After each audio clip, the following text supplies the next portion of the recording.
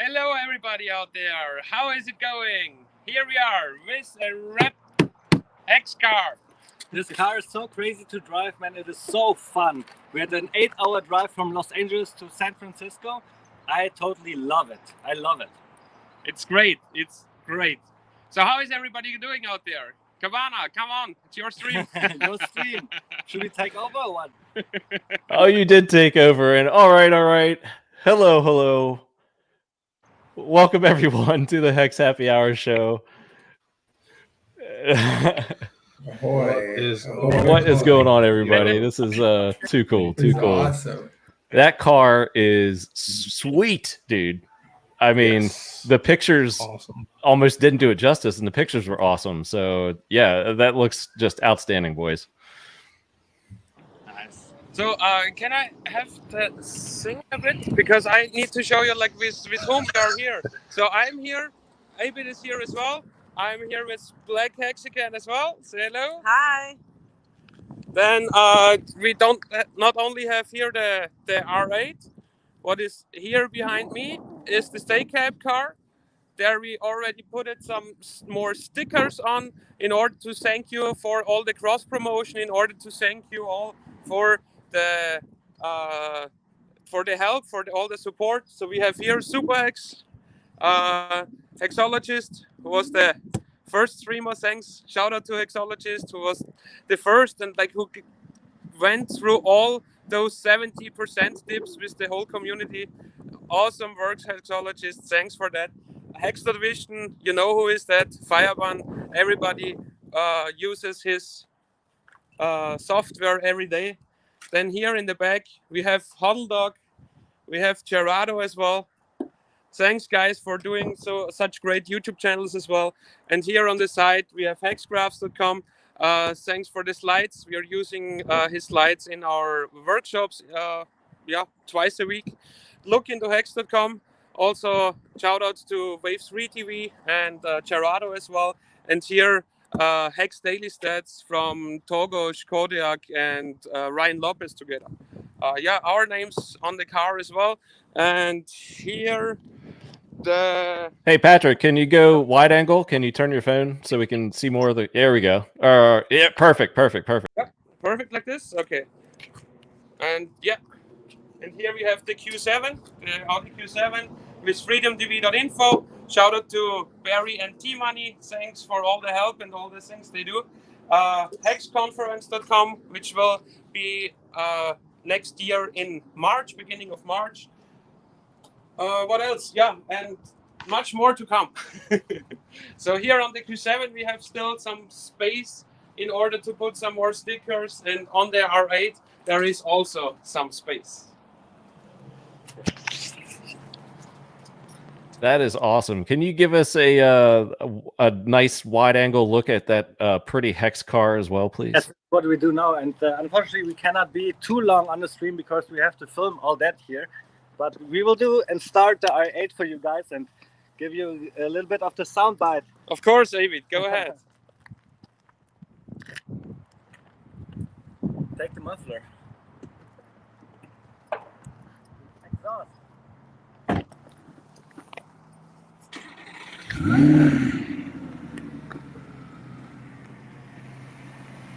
Look there. That's really interesting.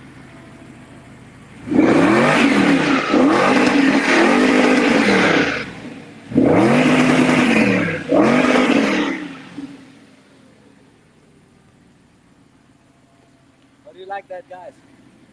Awesome sound, huh? It's so freaking crazy to drive.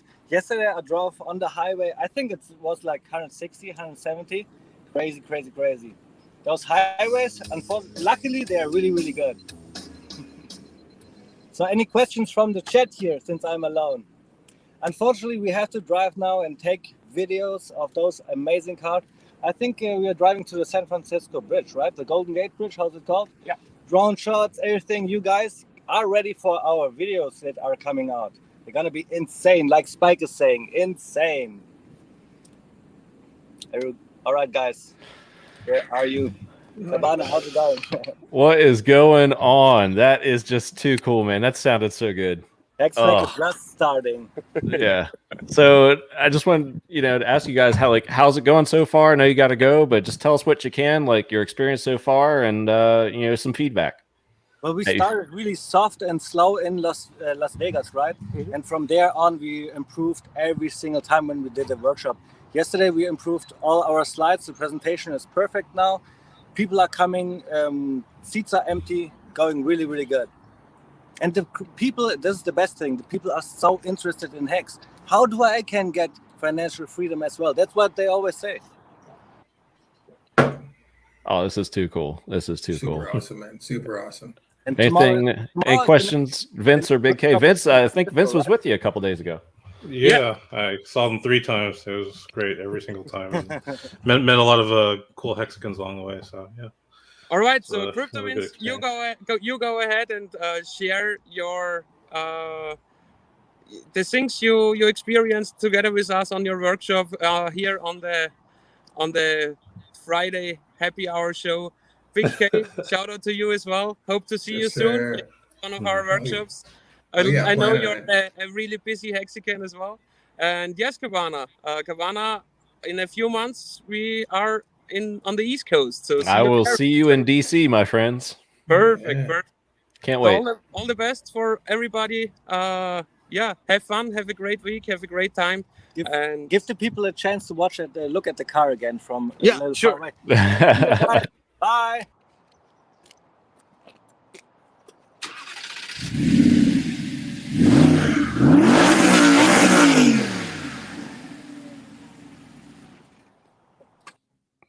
Too cool. How was that? That's yes, awesome. We got live video of that beautiful car. It sounds awesome. All those nice. cars are very cool. Oh, what's up, cool. Corey? What's going on, brother? Woo, man! It's a shame I didn't get to see that car in person.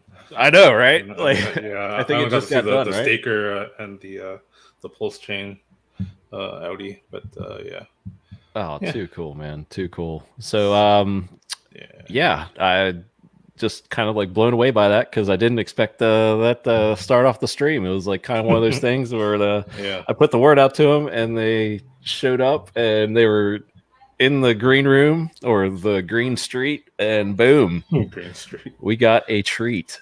So too cool. Let me go through chat because we got a ton of comments here. Alan, can't wait to see him in Boston, DC. I mean, their whole schedule's up. I think it's on freedomtv.info. Is that right? Yes, that's correct. Shout out to Big K from Freddie Quotes. What's going on, everybody? Just a lot of car comments. I'm catching up because you guys are blowing it up. Yeah, Jay, everything. The thing was awesome. Uncle Kevin, just disgusting. It's so good. Love it. Yeah. So, all right. Well, that's the way to start the show. Woo. Good.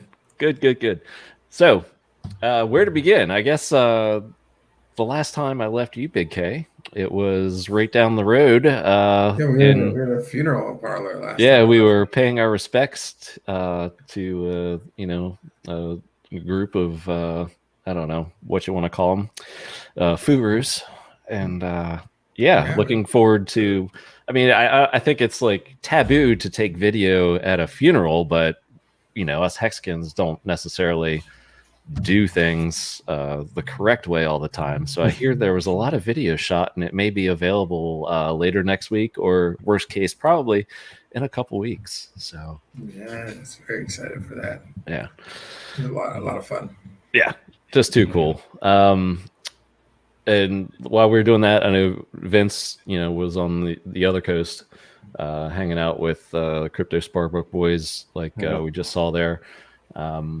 So, did you want to say anything else about that experience, Vince, or you pretty much? Oh, I mean, I think it was a really great experience. As it's just as some of the people in Vegas have mentioned before, this is really different when you meet all the hexagons you've been streaming with and seeing on Twitter in person. So it was really great to meet people like Super X Win and Black Hexagon.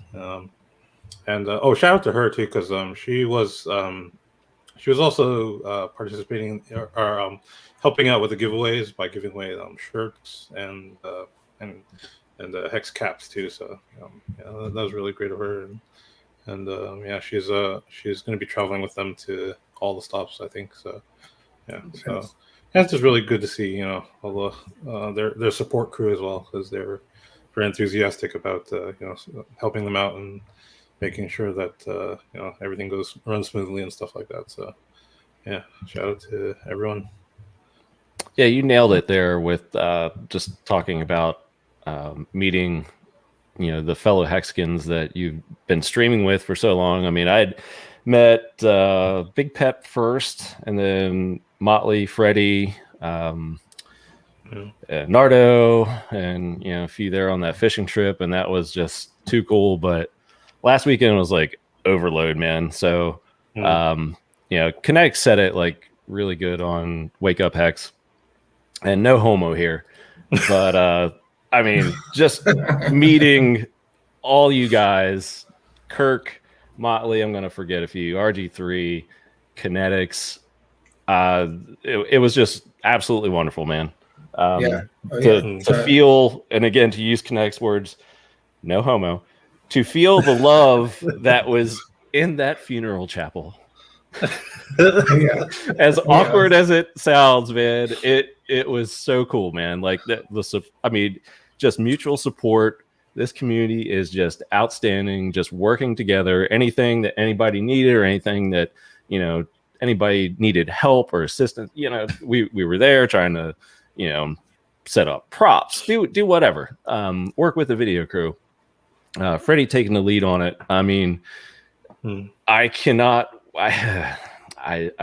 to have expectations, because we all know about my price calls, but I know the audio is just straight fire. The song is just in your face. It is the biggest counterpunch to all the shit that Hexkins have gone up against or had thrown at them over the past year and a half or two.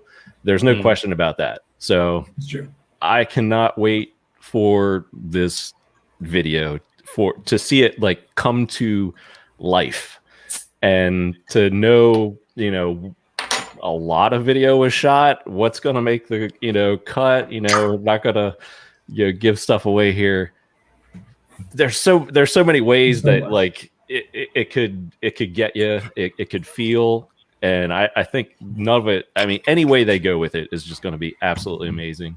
And we had, I guess, Freddie doing the Hexkin anthem that was shot during COVID, so it was kind of like him, socially distanced, alone on stage, doing that. So this is like, a whole group, an actual music video with, Hexkins, and man, and again, to meet everybody the night before, to hang out, to actually talk and have conversation with people that I've pretty much exclusively been streaming with online and have been very familiar with, but to actually meet those guys in person, it's just an awesome experience, man. Just shaking people's hands, giving Big K big hugs.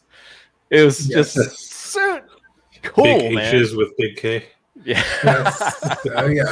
We had a great time, man. I enjoyed all that thoroughly. Like a serious cheers, full on happy hour cheers goes out to Freddie for putting that all together, for everybody for showing up, Joker for coming out and being full on Joker in real life, which was awesome. I mean, everybody that came out really did their part. I mean, each piece of it was worth it, So like, I really am stoked by every single bit of the community. It was great. It was great. I wish I could have hung out longer. Same. I can't wait. That's the bad part, right? We had to go home. Yes. It's true, but soon enough we'll do lots more fun stuff. Like I'm. It's just every time I've met Hexikins, I get like energized to do more amazing, cool stuff, and can't wait to be planning the next event. I'm really stoked out. Yeah. My leather jacket will be. Y'all get a good glimpse of it. It's pretty fire. Thanks, Freddie. Appreciate it, brother. It was slightly smoking, so yeah. Mm-hmm. Oh, yeah. We got Wave 3 in the house. What's up, buddy? Good. What's going on, guys? What's up, Wave 3? How's your happy hour going? Outstanding. Yeah. Big K looks like it's going pretty well with that drink over there. Oh yeah, so this beverage here actually I'm glad you asked. I've been hanging out of this beverage since I moved down to Puerto Rico. It is a fantastic version of Mountain Dew labeled Major Melon. It's got this very angry looking army watermelon on the side of it here. It's fantastic. As far as I'm as Mountain Dews go, this is the pinnacle of quality and flavor in a Mountain Dew.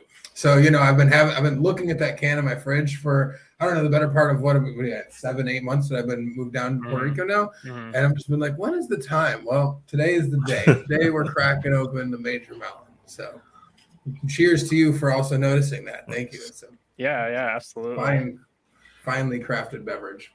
Yeah, how's how you doing there, Wave 3? We had a surprise visit. I don't know if you saw it, but the Crypto Sparbook and the beautiful vehicles that are wrapped helped open the show. It was like a nice surprise. We might have another surprise or two, just saying, because it's happy hour and we roll like that. No promises, no expectations, but we'll see. So yeah, how you doing, man?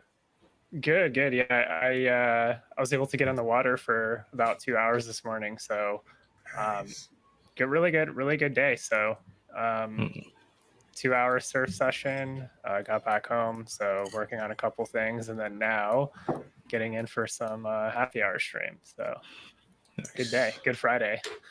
Okay. Nice. Shout outs to Wave 3, Corey. Yeah. Nick, yeah, what's up? So, I don't know where else to start. We got the mushy stuff out of the way, but yeah. So there's a dude that somebody brought to my attention. A dude that like if anyone's feeling outreachy, I wish Motley was here, considering this is more his territory than anybody. Way to go, Motley. Yeah, of course. Thanks, Motley. Davey Day Trader, and he's on Twitter and a couple different platforms and stuff, doing videos all the time on day trading. Like, was into what did he do? He bought he bought Bitcoin with the Winklevoss twins and then sold it early. Oh, Portnoy. Not Portnoy. Is that who it is? Yeah. Okay. Yeah. Dave Portnoy. Okay. Yeah. He's definitely he now has gotten into safe mood, I guess, too now. And no. Wrecked. God forbid. Yeah. So if Hexicans want to reach out and take a stop by his channels and say, yo, dog, you look wrecked. He'd be a good one to take a little. I remember now that all comes together because he had just put out his name. But yeah, I remember when that dude had the Winklevoss twins over, and then they're like, he's like, I'm selling. Like, okay. Yeah, that's painful. That's some good shit. Yeah, I remember that happening. I just thought it was really poorly done from the Winklevi. I just thought they could have done way better in explaining it and what's going on and just the production of it. The build up to it from El Presidente, Stool Presidente, kind of was like, oh, he's with the Winklevoss twins. He's actually going to get into crypto. And it was like just this huge letdown when they finally, did the video. He got into it for all of 8 seconds. I was like, what? And yeah. It's like, I don't get it. I'm selling. Yeah. And then he got into chain link, I think, and then dumped that. And it's just the soft hands kind of thing took over. And it's like, call him Davey Day Trader for nothing. Yeah, and I get it.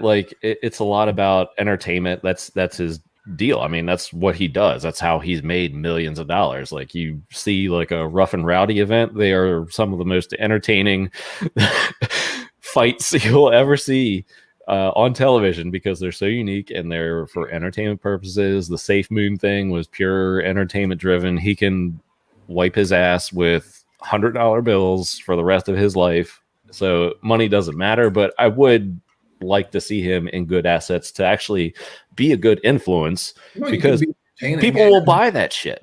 Yeah, you can be entertaining and make people money. It's possible to do both. Yeah. So I mean, it's like part of this. I know he's not a target of the Freddy's Furus, but I mean, it doesn't help when you have people with such a large audience. Even though, granted, he is for entertainment purposes only. These other people just they're out for their own pockets. They're on YouTube hoping for subs, ads, all that stuff, and their intentions are not pure, should we say. And that is the truth. Yeah. And I guess kind of along that same line, I guess it's a semi segue into the CMC little deal that we have here. So I have a clip that Johnny Chaos was on Wake Up Hex. I believe it was yesterday.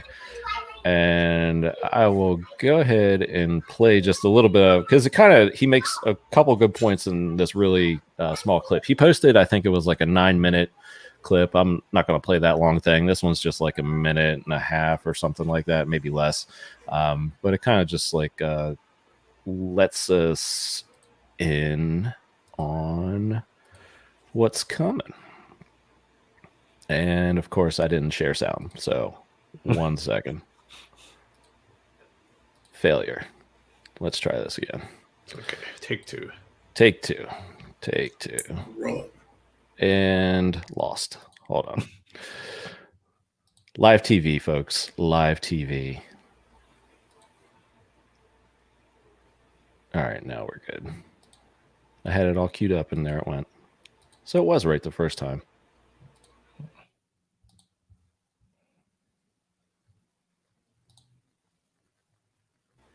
I think just the YouTube's muted.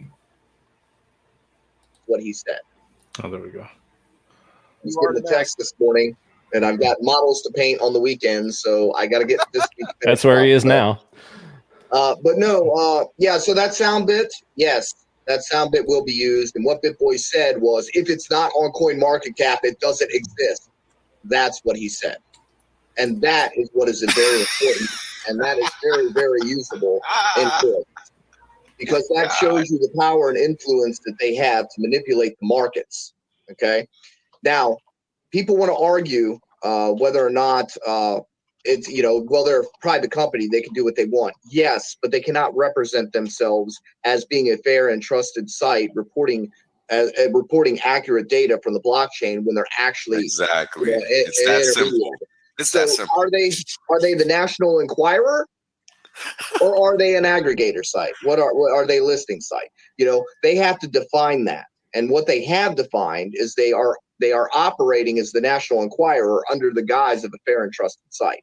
So that's where the case falls. And as KNTX said, this is not about HEX. This is about the opportunity that people have lost as a result of their manipulation. It's a matter of the people coming into the space being led directly to improper information. It's about gaining adoption in the space, giving people accurate information, telling the truth, holding people accountable for what they're doing, right? Amen. Amen to that. So I think he laid out a lot of the big picture there. And one of the main things I want to kind of like highlight is something very key. He said there, it's not just about HEX, right? It goes much bigger than that, because there's more than just HEX on page 3 of CoinMarketCap. There's, there are quite a few coins back there, and it's not just, just Hexicans against this, even though we've been probably the most affected. I would almost say almost definitely so, just as big as the market cap is now. But yeah, it goes bigger than that. And another good point, it's like, are they the National Enquirer, or are they actually going to publish like the aggregated data? And from what I understand, I haven't, I had read, I guess, the first couple pages of it, but I think, going by the legalese readers out there and what they have said, this is pretty compelling case from what I gather. And they're not like, it's not just some, lawyer from a shopping center that, they got to do this. This is legit. Mm-hmm. Yeah.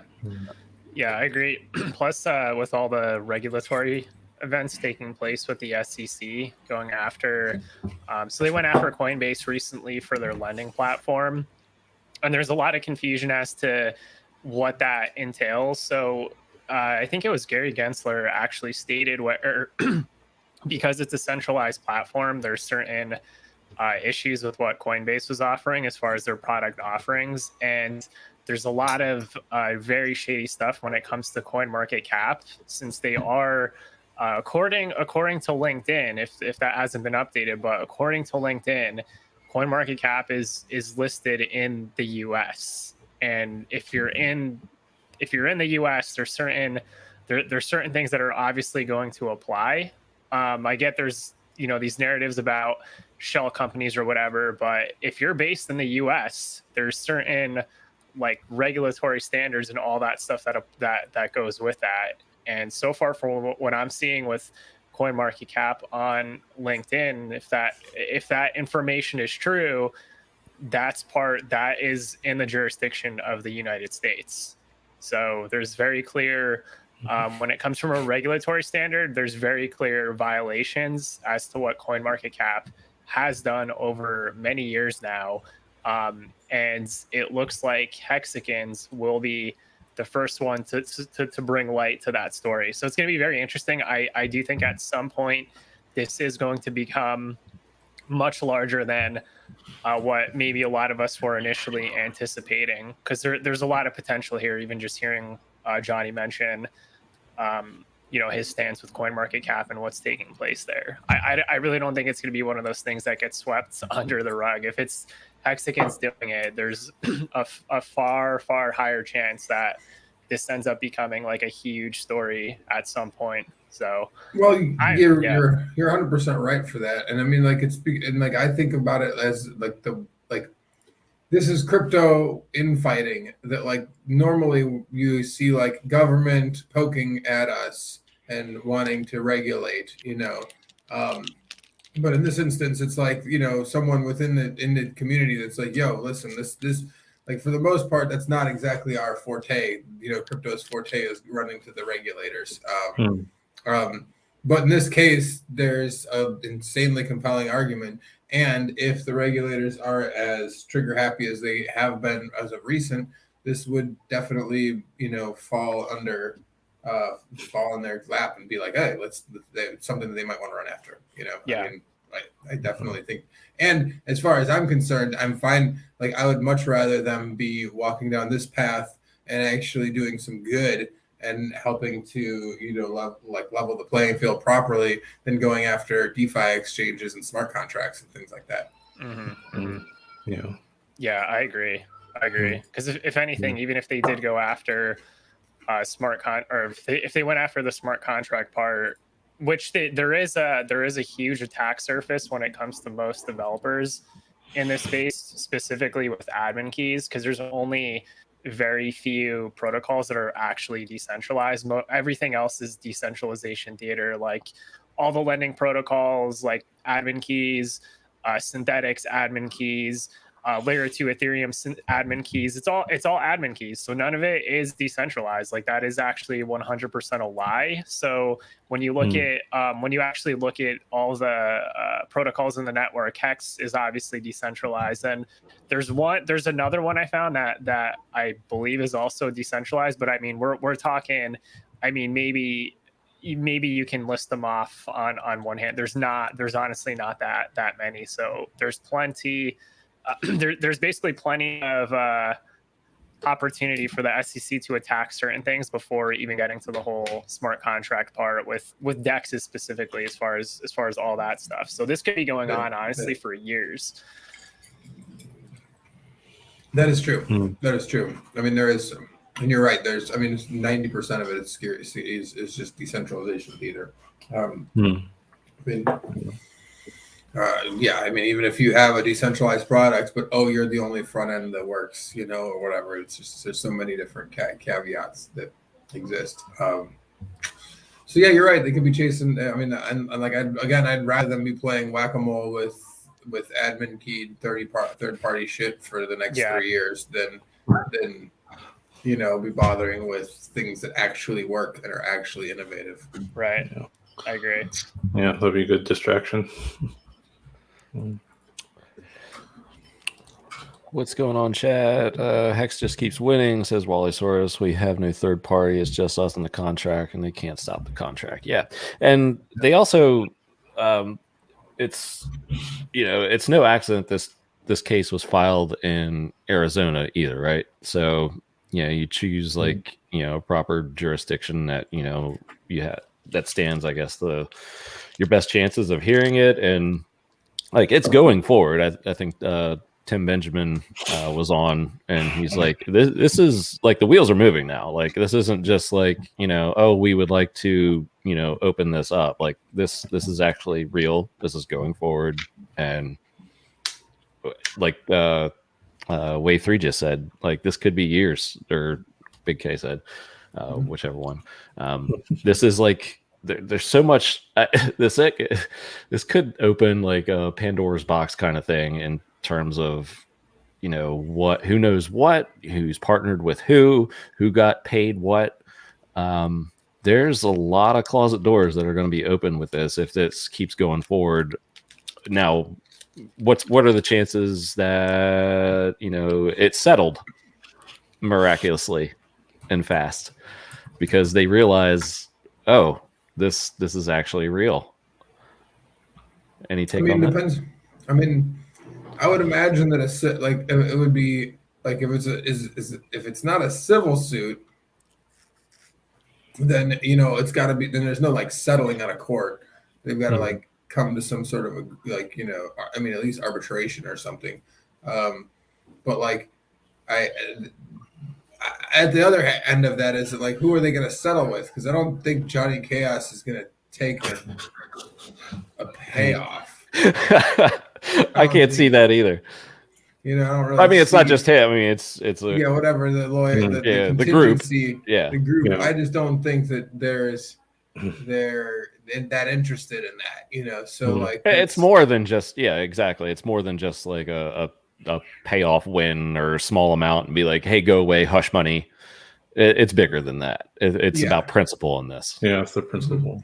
Yeah. So I mean, in that regard, if that is the case, then I don't think it disappears. But if it ends up being some sort of, I will say that we do also remember like Richard, like, and now this isn't to say that they're not going to pay or have to change their listing or the way that they market themselves. That's all possible. But, some sort of hopeful dream of CZs being led away in handcuffs is probably a fiction tale, in the sense that like so far, almost zero people have gone to jail, period, in crypto for doing just about anything.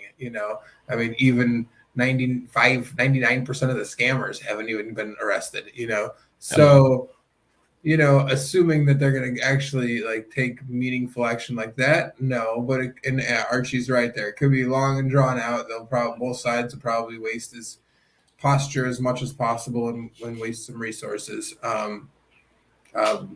But ideally there's some sort of resolution at the end of it. That like, again, they either have to relist themselves as entertainment purposes or start playing by the proper rulings. Or, and I forget who said it on Wake Up Hex yesterday, but they it might have been Johnny, but just mentioned, what if CoinMarketCap put on their site like a disclaimer and be like, oh, these are just for entertainment purposes only, something like that. You know what I mean? Just like, oh, well, not financial advice. If they did that, it would feel a little better. I mean, there's some eToro style 67% of everybody loses money here. I mean, it would at least, at least make everyone be like, okay, yeah, that's, I know that I'm mostly going to get scammed here. I mean, at least you get it on the front cover. Yeah, but still, I even then I wouldn't be satisfied because it goes back to the principle, and that's better than just like a payoff kind of thing and be like, oh, you win, here's some money. No, I don't think that's not the point at all. So just like a disclaimer or something, I still don't think that would be enough, to just stop. I think it's like a full court press, and that this is, well, one, evil, and I think there's a lot of evidence, and probably a lot that we have not seen, and this is just speculation because I know not much about it, only know what I have seen on streams and whatnot, but the way people talk confidently about it, and I think there's a lot that could be uncovered here or has yet to be unveiled. So yeah. I don't know if you guys remember that one day Hex actually got ranked relatively correctly at number 4 on CMC for like 30 minutes. But originally, I mistakenly thought that had something to do with them caving into the lawsuit. But yeah. Unfortunately, it was probably just a technical glitch or whatever. Yeah, and I wonder if like that was purposely done too. Like there are different angles. Like yours is probably the right one, but I think you're correct there. But like, what if they put it up intentionally, some way, shape, or form, to be like, oh, well, it was up, this amount of time. Some weird legal angle. I don't trust these big corporations, and it just, I don't know. I'm always thinking of like worst case scenario, be like, okay, what did they really mean by that? Was it really an accident? Yeah, I guess we'll never know. Yeah, we might know maybe at some point. And another point was brought up on Twitter. I saw it brought up a few times actually, and I don't know exactly who it was, so apologies because I can't give credit. But what are the odds of a CoinGecko correcting their rankings while this goes on? Would it be an admission of guilt per se, or would it favor them to do so and be like, oh, okay, well, this is actually serious, and then magically Hex comes up on number 3 where it should be? Or is it just they're going to wait and see how CoinMarketCap plays out, and then they'll take their next action from there? I tend to think it's the latter, but any thoughts on that? Yeah, I think it's the latter. I mean, I think that they can base them. They can just claim that, oh, we're not actually doing any hard work ourselves. We basically are just copying their shit, if they wanted to say that, And I mean, I don't think that that's great or anything like that, but I think that they could do that. I mean, I don't think that they'll change. Like they'll just. I mean, maybe if this gets long and drawn out, it seems like there's a serious loss coming in there. But the other thing is that you have to remember is that like CoinGecko doesn't really like. There's nobody on camera saying the same shit that BitBoy was saying about CoinGecko. Nobody's like, if CoinGecko doesn't say so, then it's not even real. Like it's no one's ever. That's something that nobody's ever said ever. So like that being the case, they might not be big enough of a player for this to be like, you're manipulating the markets and we have proof of it. They're just like, we're just riding the wave of these assholes manipulated markets.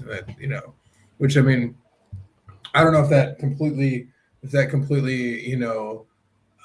removes all guilt, but because ignorance isn't exactly in a defense, but at the same time, I also don't think that there's as nearly as big of a fish to nail on the wall here than there is with CoinMarketCap.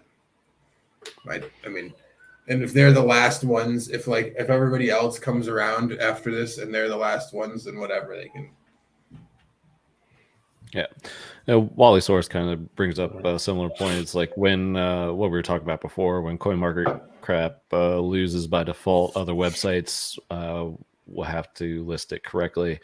Yeah, and I think like I do side on that. I guess is like they're gonna wait and not jump the gun. And if CoinMarketCap loses, then magically you could very well see Hex appear out of nowhere that day, night, whatever, and it be done. Or, they could be thinking, like was brought up here before, that this could take years, so they don't have to mess with it for years. So they just, like, oh, well, as long as we haven't heard anything from that case, then nothing's wrong. And they'll probably continue to keep it pinned down because it serves them no interest to put it up there. They make no money off of it, no commissions or anything, and that's why these guys bury it.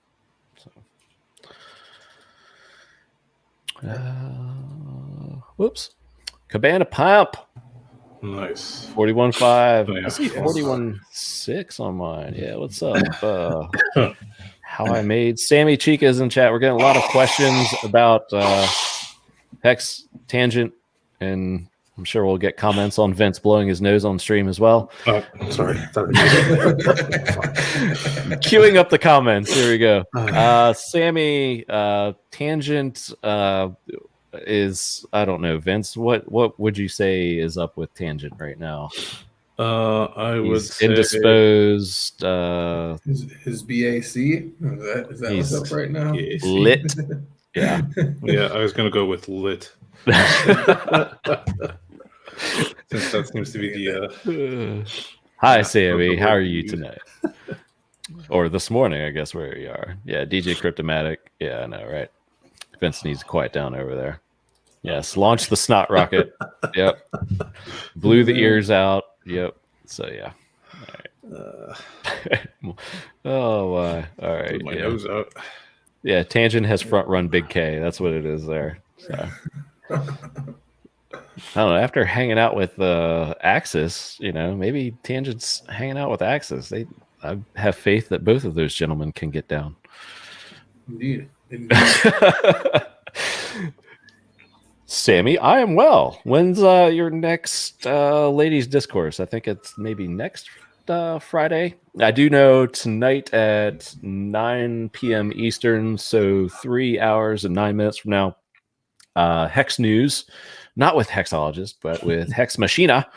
They're doing, I guess, a half-hour segment, so that'll be pretty cool. That'll be on Discourse Network. So 9 Eastern. I'll try to remember saying that again before we go off air. And yes, it is. It's going to be like we're going to have a new Hex News, a new. That's what I'm hoping. That'd be cool. Like the torch has been passed, kind of cool. thing. So I think it's Hex Machina and Crypto Sid. I don't think Sid's going to be there tonight, but Machina's hosting it. So yeah. I kind of miss that, even if it's just like a little, run through of, the day's action or the week's action or whatever. I mean, obviously we try to do our run through here, but it's cool that, that daily stream was just something that you could count on, every day. I don't know if he's doing daily though, maybe a few times a week, but I'm sure he'll confirm that tonight. Awesome. What time's that at? Like we're at the rollover or? Children of the Grave, come on and pronounce it for us. They should do it on the rollover, right?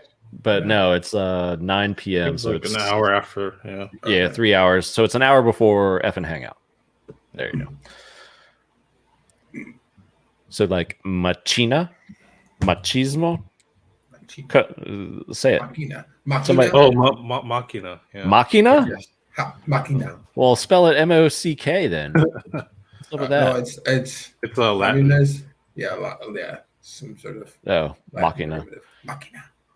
I feel like it's from. I think it comes from the phrase Deus Ex Machina. Yeah, there you go. Deus Ex. That's what I remember. Yeah. I may or may not have played all of those Deus Exes. Beyond all, I don't have Feeder D-Fed in the lineup. That was another cool cat that I hung out a lot with. Stupid cool, man. Just like, that's another one. Just so cool. I talked to him for like an hour. Off and on, probably hours during the whole course of the weekend, but just really nice dude. I love hanging around that guy. So no, he's not on, but Big K, we have Richard's tweet that he put out today. I'm sure Big K could offer a little insight into it at least. We'll pull that up here in a little bit. So can I get a caramel mochina? Mochina. The H is silent. It shouldn't be. This is I'm making my own language here. Yeah. Machina. Yeah, see, now we're just gonna Cabanese. Cabanese. Cabanese. Yeah, something like that.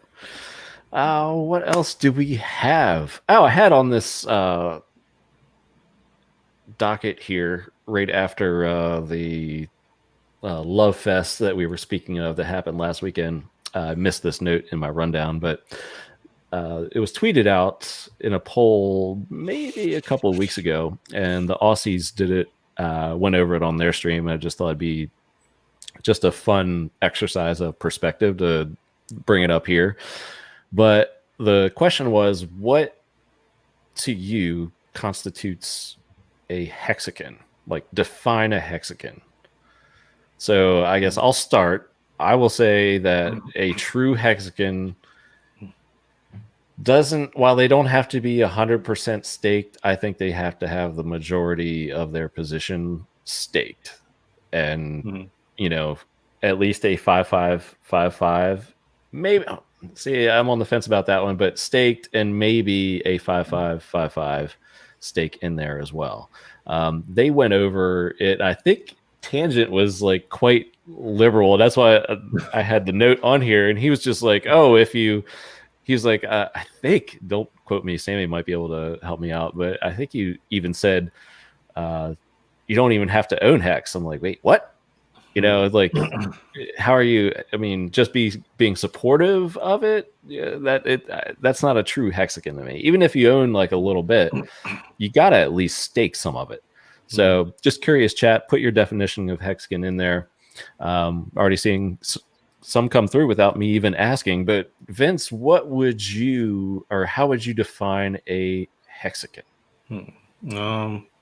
Like you, I think a true hexagon is somebody that is staking hex because I think you know, money and time are two most valuable resources. So you know, that one action just kind of combines both, and I think it really signals, you know, that that you actually care about you know, your money working for you. So yeah, in that regard, I would regard hexagon as, you know, somebody that just stakes, particularly one that, you know, stakes really long, so that, you know, they get that much more power with their T-shares.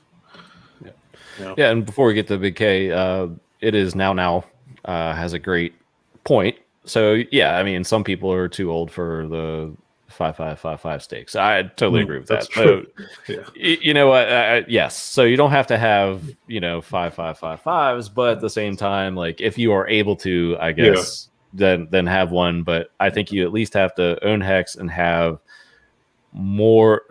I'd say the majority of it staked. I'd say, like, me personally, I want to say like 90%, because what are you doing with that liquid? Sure, feel free to sell some liquid, but you know, you're hurting yourself if you're not staking it, especially when PulseChain comes out, because you don't have any excuses for fees. So you can just, you know, do those short stakes if you know, want to hold some liquid, support the system, whatnot. Lots of comments coming in here, Big K. So I will get to those. Define hexagon from the point of view of the big Kurkowski. Well, I'm going to say a few different things, and there's something that I'm going to talk about, something that I have to give it to hexagons because they are wide and vast in their you know, mixed array of who they are and what their beliefs are and what they think is good for the system. So, I mean, I'll ask a question and then I'll follow it up with another thought. Is the origin address a hexagon? Because under your definitions, apparently they're not. You know, and so I'm going to pull back out from that a little further. There are hexagons that have made me rethink what it means to be a hexagon and what is good and bad for this system, based on their actions and their reasons for their actions. I'm going to bring up one by name because we all know this individual or this entity. Overwatch is somebody who believes strongly in the system, you know, but up until very recently, I believe, has never staked Hex.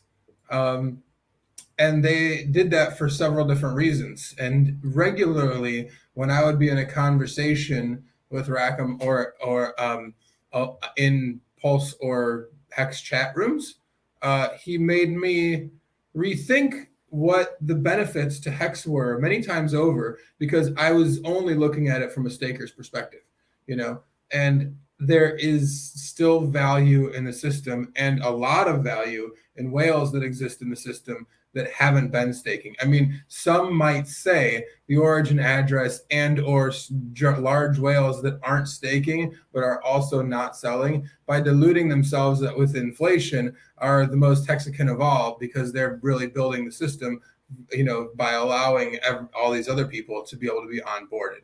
So it's a very difficult question, because, like, I mean, it depends on who you are as far as your own stack and why you're a part of the system, you know, and what you believe your best role is in it. So what a hexagon is to me is somebody, like you said, somebody who does who believes in the system and the time value of money and wants to see others profit from that and do better from understanding their time value of money, you know? And so you can do that in a lot of different ways. You don't have to have fat T-shirts bags, you know, to be able to do that, you know, but also promoting trading lifestyles and, or, you know, being quick to sell, you know, are all things that, you know, we know, generally speaking, there's a set of principles psychologically or like mentally that attach ourselves to this you know, notion of a hexagon. But it's just that I just can't come outright and say it's the bag of, or how you treat your bag in any way, because it's too much, like it's a dynamic between who you are and where you're going in life and where you want to be because of that, and how you understand the time value of money. You know, I mean, there are several hexagons that I know of that have done things incorrectly along the way or whatever, you know, doesn't make them any less hexagons. You know, it's just like they just didn't believe as much in the system at that point in time, or they didn't know that they were making, I mean, did everybody here play the Pulse sacrifice exactly right? No, I don't think so. You know, but that doesn't make any of us less a Pulseidans or whatever the hell we're going to call ourselves. You know, it's a dynamic thing, and I can't. It's really hard whenever somebody asks, you know, to pigeonhole a community of any kind into something, for me to do that, especially one so like insanely wide and like vast reaching as this one is, you know. I don't know if that puts a pin on it, but that was it's very a lot good.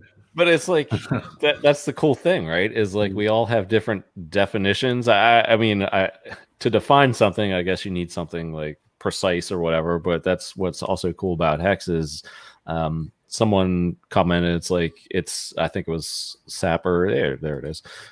Stake length is age specific. So it's like that factor has to be considered, you know, in that. Your point of the OA, you know, isn't stake. So is it really a hexagon? Of course it's a hexagon, but, you know, it's also like a special little asterisk kind of thing as well.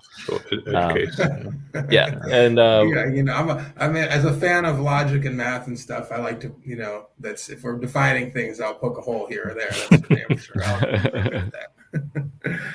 Yeah, and before we get to wave 3, I wanted to ask him the same question, but before I absolutely lost it because chat is flying by, we had that question from Aaron Ellis come up.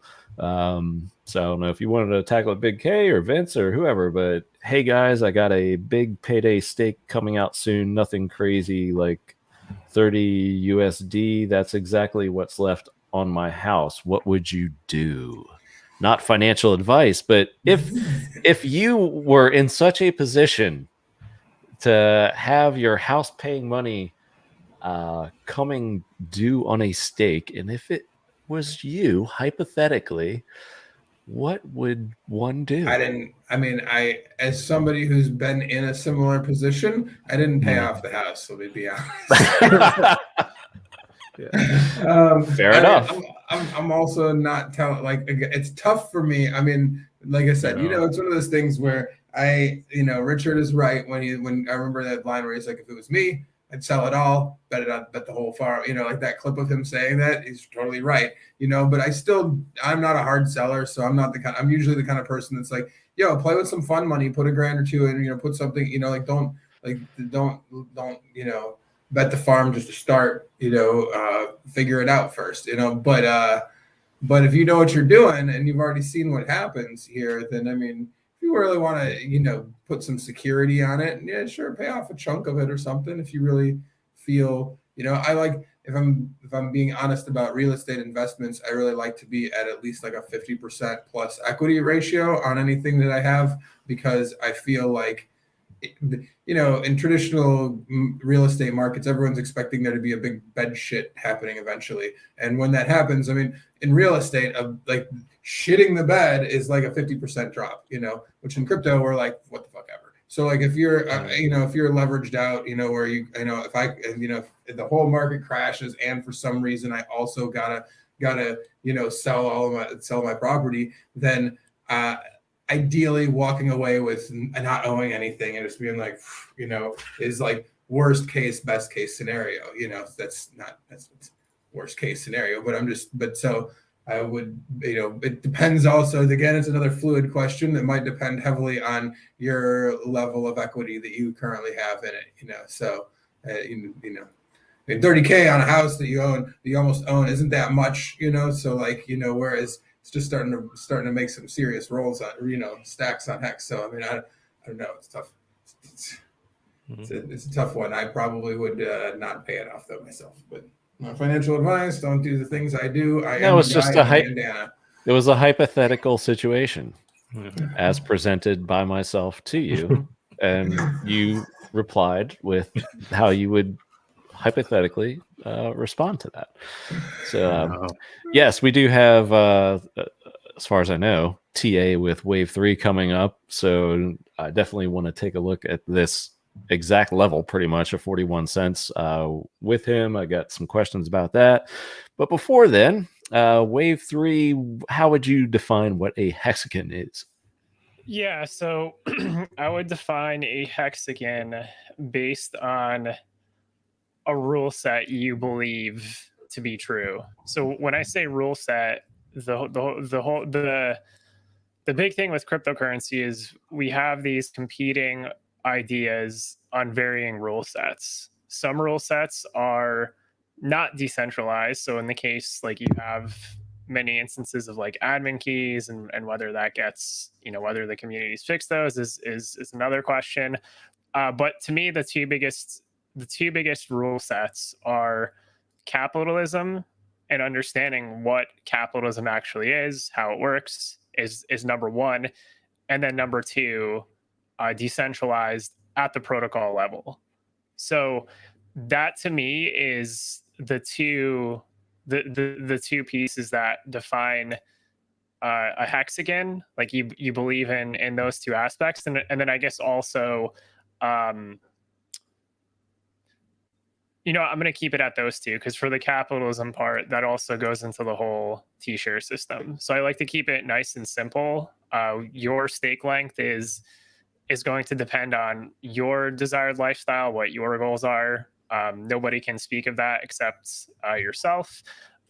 Each of us are going to have varying stake lengths, and the system clearly has a very high stake length that's, I believe, close to 5.5 years, if not more. So I would say capitalism, and then decentralized at the protocol level. So there's going to be, again, varying ideas as far as stake length. Like, I personally have pretty good stake length that I'm very happy with, and I would say if you understand those two pieces, then you have the tools you need to be successful, because the market, the vast majority, doesn't understand capitalism, for one, and understand why supply essential, like concentration of economic energy. They don't understand why that's good, which, by the way, every cryptocurrency in existence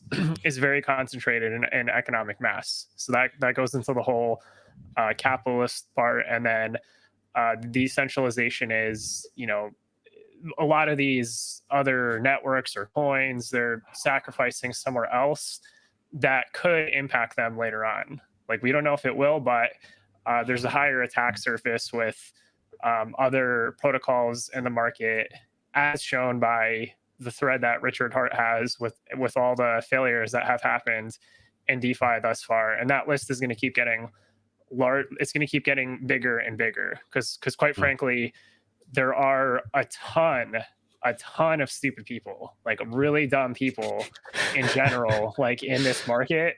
Like, it's pretty bad. So at the end of the day, people are going to end up sort of sacrificing on certain aspects based off what their holdings are, as you see with a lot of these other coins that are failing in the market. And then it goes back basically to 1 and 2. So capitalism and decentralization. Got it. Well, I like that. There are just so many that I'm going through here, and some of them are quite simple. Some of them are intricate. So Hextoshi, this is like a more lengthy one. Hexagon equals at least one stake past the average of 5.3 years. See, this is a new take on it, which I love. Why, if you just now heard about Hex, that is a long time to lock in your money in something that you don't know a lot about. Excellent point. I really like that. Then we get to Ronan with the very intelligent take of scam. So Ronan, take the opportunity right now to invite you on and tell us how precisely you got scammed. So I'm guessing it's because you did not buy any Hex and you missed out on the gains, and therefore you've been scammed out of life-changing wealth. Next. Lots of Rock. What's going on? 6 a.m. here. Hurry up and to the right. I take it you're. Is that Vince? No, that was me. Yeah. Take it you're down under. Hexagon owns Hex. Yeah. It depends upon the viewpoint. See, I'm with Archie on this one. So it depends upon the viewpoint. People trading Hex are probably not Hexagons, right? You can like take some interest off or end a stake and sell Hex, whatever. You can still be a Hexagon in my opinion. But if you're just like holding liquid, buying and selling, that's kind of like the anti-Hexagon. That's like not what Hex is designed to do. It's not designed to swap back and forth and trade. I mean, if you can pull off a couple trades, cool, that's awesome. But it's like you're not using it as designed, and you're not, benefiting yourself by getting the interest, and two, which I think is just such an important point that's overlooked. And I think it was KNTX and I talked about this when we were chatting last weekend. It's like it's doing service to the community. So there are some large accounts out there, like whale accounts, obviously, probably like a lot of those are the OA, but there's a lot of sharks, soon to be dolphin accounts that if we get $1 Hex, $2 Hex, some of the crazy targets. ABIT wants $7 Hex. Whales had mentioned at some point $10 Hex. For those who were initially in, you would literally have more money than you would know what to do with. I know everybody can, spend money and be like, I'll give it away or whatever. But really, like, how much does one need? And if you own that amount, you could peel off, whatever you would need without really affecting price. And if you restake, you're just solidifying the system that's already in place and keeping it healthy and strong. And it's almost like your, I want to say duty, but maybe, some would say it is, as a Hexagon, to be like, you know what, I taking my slice of interest off, and I'm putting the rest back in the system to earn some more interest, and that's not getting sold. It's just there, supporting price, and it's not getting dumped. Like I see a lot of these accounts in the past week that are just unstaking and dumping. a Hexagon can peel interest off, and you are contributing to the community by restaking, especially some of these guys that their account sizes could be huge with the amount of hex some of these guys own. So just a take I have there. And a lot of takes on Aaron's comment. So it is now says pay off the house and sell it and stake it all. Didn't think about that. Yeah. Analytical Dan, lowest interest rates in history versus highest APY. Very, very good. Leave it to be honest. What's the rush? Yeah, I mean, it depends upon time frames too, right? And I saw the point brought up is like, is that your only stake? Comments are flying by, so I couldn't grab it, but that also, I would assume that Aaron has other stakes. So if you have other stakes, maybe that weighs, more heavily into you taking, some of that off and taking care of the house or taking that stake off. If you have, 10 other stakes or something, I'm not saying that you do, I have no idea, but if you did, maybe you want to get that expense, that bill out of your mind. And that's, for a lot of people, that's financial freedom. And, you don't have a mortgage payment. That is a huge relief for some people. Now, if it's only 30K or only 30K, I mean, it depends upon your interest rate, how much, time you have left, what you're 15 or 30, things like that. So there's a lot of factors involved. But the chat's just killing it with the answers, and Big K did as well. So thank you, DJ Pollywood. What's up? Crypto Ewok, excellent point here too. You will never get those T-shares back, reinvest in Hex. Yeah, I mean, and to that point, if you get this price appreciation, which we've seen, we're taking like a little flag / break now, which Wave 3 will get into here in a little bit, I'm sure. But if price keeps appreciating, the T-shares become ever more important, because really, depending upon your bag size, that's almost less Hex you would have to take off for your expenses, or however you want to use it, depending upon, how big your bags are and whatnot. It just frees up your options immensely. So if you keep those T-shares, and price appreciates, you can just peel off less Hex, for more interest over time. So that's the price appreciation thing is just the amazing factor about this is you get the interest, but price can appreciate along with it. And it's such a wonderful feature in Hex. It's, man. What's up, K-Man? So yeah, just going over some of these comments here. There's a lot. I can't keep up. This is a cool problem to have. Have a tiny mortgage is good. So cheap loan if you want to. Yeah, fair point there. OA is the Hexagon. I cannot argue with that. So back to Big K's point there. Vince is in chat. Holy moly, I'm still trying to keep up. And it just and it's gone. Okay, so. All right. Amazing stream. Well, thank you, Alex. Wave 3, are you having camera issues? Are you able to share charts later? Oh, hey, what's up? Right on cue. Yeah. We could pull up charts whenever you guys like. So no rush. Just going through a lot of these comments here. Just in time. Yeah, and I think Aaron's question is actually going to come up more in live streams going forward, especially as price appreciates, right? It's right, Hexagons who have had these stakes, especially longer ones with big payday stakes, your Hex in your bag is, a lot.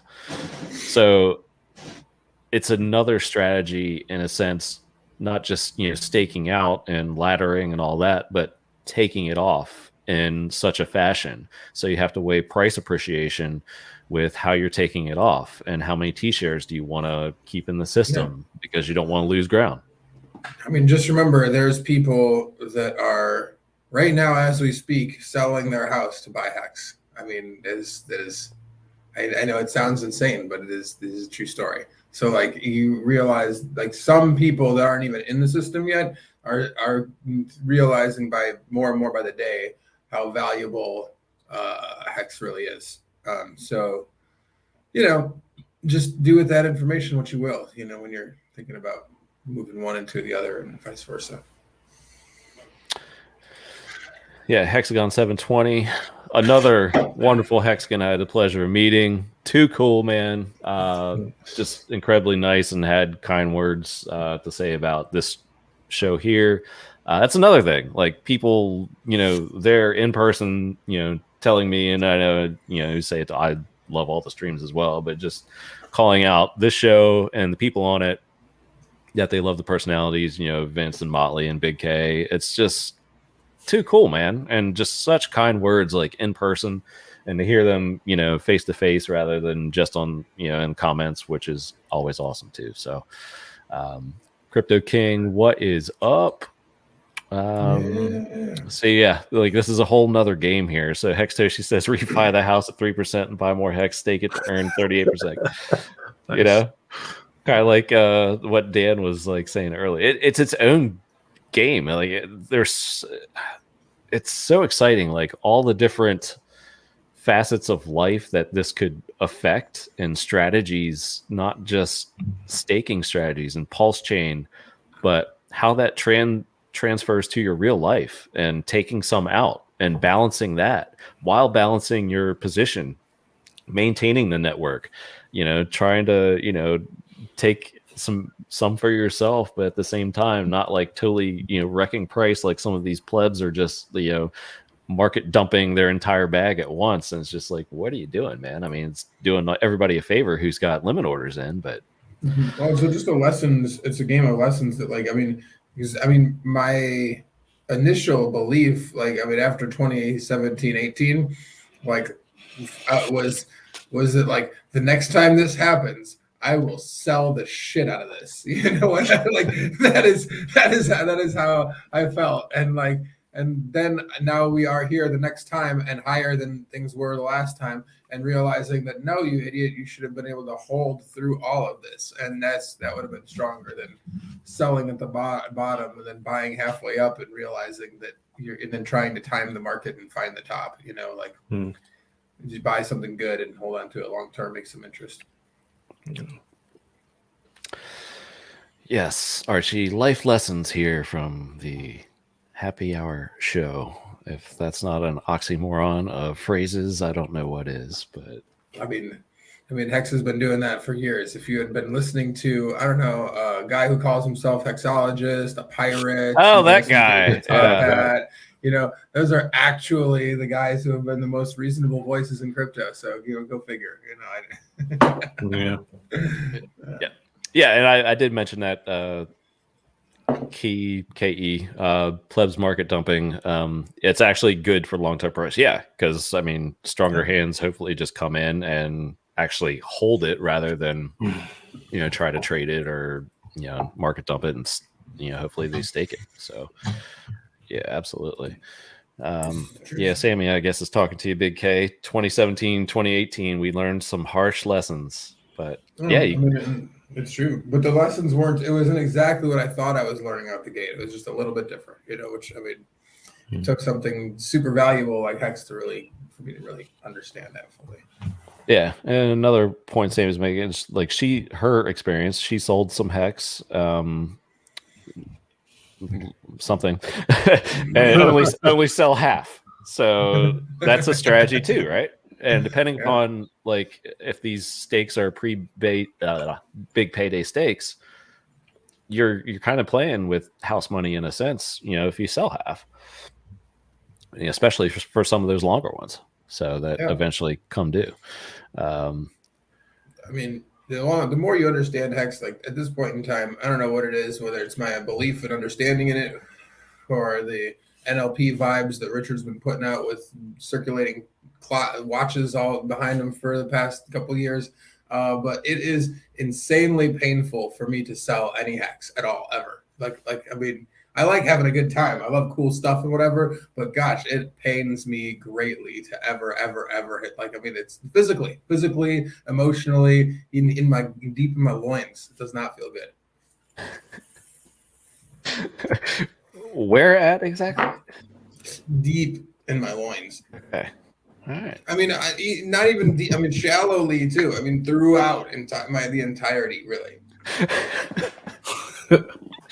Thank you for that very descriptive moment there. I need a drink. Okay. A question from Rock. I need to guide a friend into Hex and Pulse. Can I still get him safely and securely into Pulse pre-launch sacrifice prediction? Any issues there? Yeah, the issue is like you're getting a terrible rate. Getting a terrible rate, yeah. Yeah.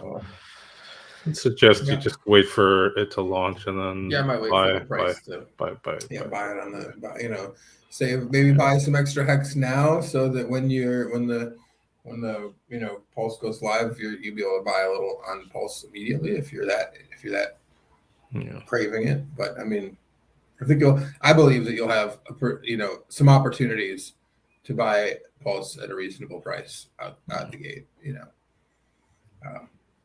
No financial advice, but I do think you'll get an opportunity, or two. Yeah, King. Tom was supposed to. He's canceled twice on us now, so maybe he's going after discourse or a bigger audience or something. But yeah, he's canceled on us the day of, and yeah, the just something. He's invited to contact me if he wants back on here, but I will not be reaching out to him. Seems nice, but whatever. Dan, yes, Big K was absolutely, and Hex Monkey feels your pain. Yes. All right. Yellowtail. Somehow I know what he means.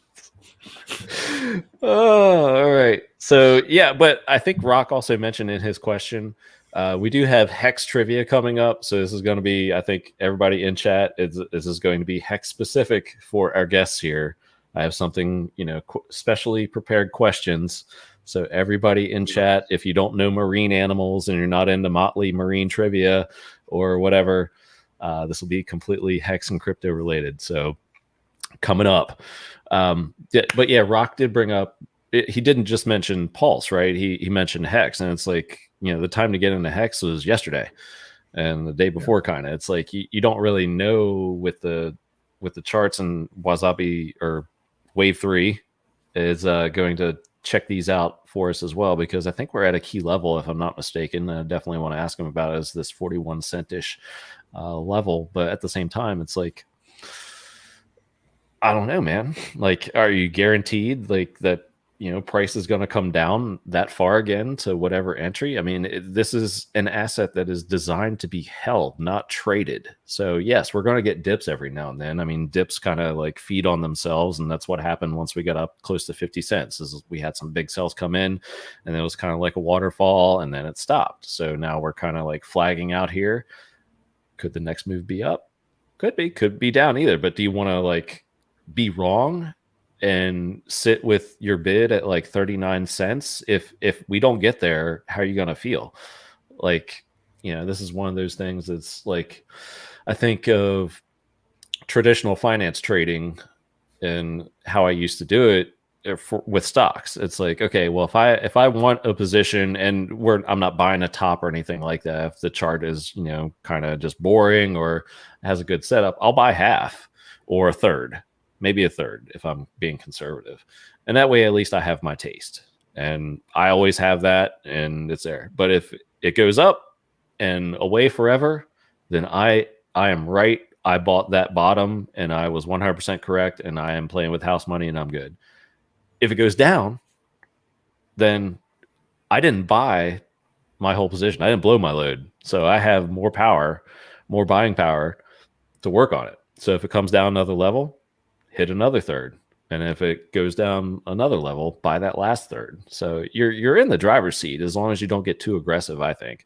And especially in crypto, because goodness, man, like these moves are, they put traditional markets to shame. Yeah, so right. you don't mess around. I agree. Yeah, I mean, Richard talked about that opportunity of cost loss when something 10x is on you and you were hoping for a slightly better buy-in point, well, you just lost 90% of your economic, mass that you could have possibly had, like instantly, and you could be in a way, way, way, way better position, just, even if you had just gone in a little bit, you would have, and that if you put in 10% of what you were planning on going in with, then you would have at least doubled your stack right there, so. Yeah. Yeah, absolutely. No Toblerone. There will not be any trivia questions about loins. I did want to ask you in your one pick knockout, I believe you were one of the ones that actually got knocked out, bro. So what happened? Just giving you a little shit there, buddy. Football joke. 4 years from now, Lionheart. Yeah, so I think I actually caught up on chat. Speaking of football, Vince, while we're kind of in the middle of the show and we can see the board fill up, did you want to introduce our fun little audience participation game or not? I guess he does not. He's muted. Damn it. Yeah. Well, I just kind of picked out the name, but it's I think we decided to name it Fumble Fridays. Correct. Nice. Yeah. Let's see. Did we want to bring it up on a screen share or just? Yeah, I'll bring it up. Basically, we can put this link in chat. Is that correct? Yeah. Yep. All right. I will put this link in chat. So any football fans out there, we're going to just do like a weekly kind of thing. You pick one team. I'm going to explain this very clearly. So you pick one team per week. Just pick one game, one NFL team that you think will win. And you put your name in this sheet that I'm bringing up here.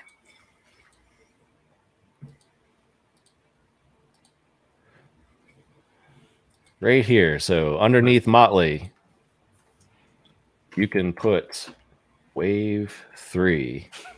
And Wave 3 loves the Miami Swordfish. So I'm just kidding. But over here we have all the NFL teams listed, and just pick one per week, and we'll just have a little fun with it each week here on Happy Hour. So Big K can make his, Vince will make his, Cabana will make his. I'll just make mine right now. There you go. I picked Cleveland this week. And just put your name here in the left-hand column and the team here. The rules are you pick one team a week, and if you win that week, if your team wins that you picked, you stay in. If you lose, then you're gone. You're out forever, or until we start this over. until we start this sheet over again. Okay. It doesn't, son. Sit down. Right. But the other caveat is you cannot pick the same team twice. So if I pick Kansas City this week and Kansas City's awesome and they win, and next week they play the Jets and I think Kansas City's going to crush them, I can't pick Kansas City because done. I used them. I burnt them. So yes. Think of it as like burning your hex. So you used your Kansas City T-share to burn your hex or something like that, or your Kansas City hex was burned, and then you minted your win, and then you moved on to the next week. So, so did we? I don't see it in chat. Is there a link to the? Nope, coming right up. Okay, cool, sweet. There y'all go. Very exciting. Very exciting. So have at it, log in, and maybe we'll take a look at it before the end of the show. But yeah, just put your name on the left-hand column, and then in week 2, just put the team that you would like to pick. Oh, yeah. Simple. So while y'all have it that, it is time for a little Hex Trivia. Now, this is Hex/crypto specific. Pretty much a lot of it has to deal with Hex and current events, actually. Cool. Like Hex current events or like... Yeah, man. Yeah. So everybody in this chat, you guys should know a lot of answers to this, all right? All right, so we want to. So am I going off chat? We're off chat, right? Get off of the chat. Off of the chat for participants. Or excuse me, yeah. Yes. Everybody that's in the chat, of course, On feel screen free to first. respond with your answers, but show participants get out of the chat so you don't see the answers coming through the chat, because chat is very smart, as evidenced every week. Somebody at least gets answers to the questions. Are we ready, Jets? I guess so. All right. I am ready. Crypto Vince. Yes, sir. Name a streamer, a HEX streamer, that attended a certain music video shoot last weekend. Name anyone. KNTX. KNTX is correct. Wave 3. Are you there? Yeah, I can never tell. Yeah. Name a HEX streamer who attended a certain music video shoot last week. Let's see. I'm just gonna go with RG3 since Vince mentioned KNTX. This is true. And Big K, I hope you get this one. Name a HEX streamer who attended a certain music video shoot last weekend. I'm gonna go with Freddie Quotes. Also correct. All right. Out of the first round, that's what we like to see. I Here thought we you were go. going to name yourself. I was, You can be like Cabana. All right, here we go. All I right. was trying to think of the most, on the nose one I could pick. Yes. Everybody, chat, congratulations. Yes. Very good chat. All right. Now, this is official elimination round. So here we go.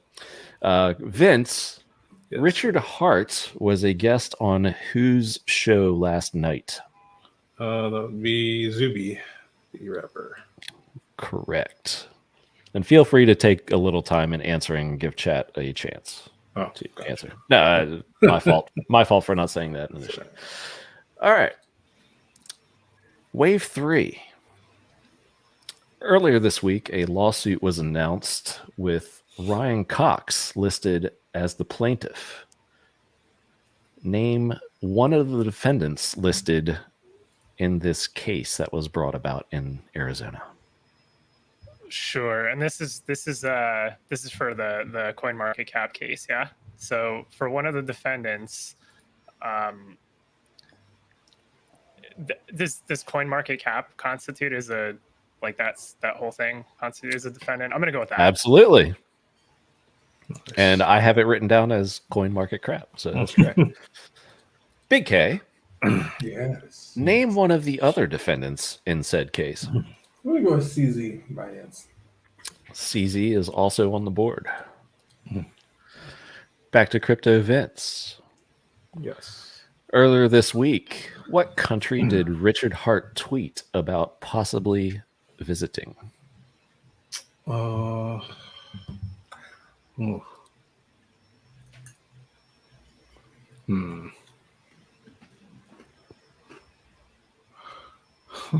might not actually know this one. Oh boy. What I know country? he was in Estonia.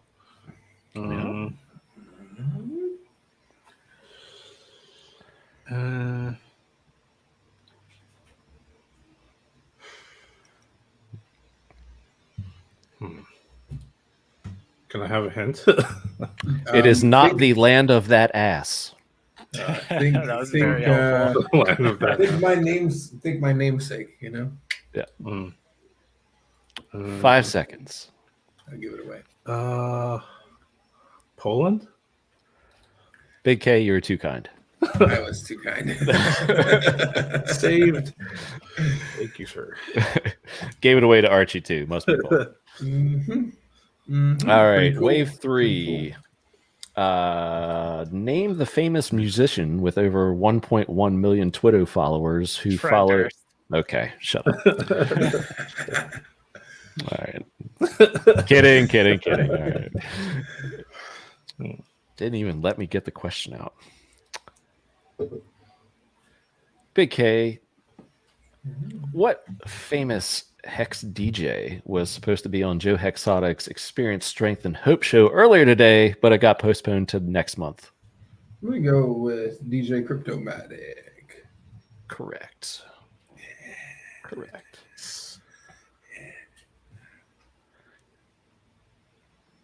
Crypto Vince.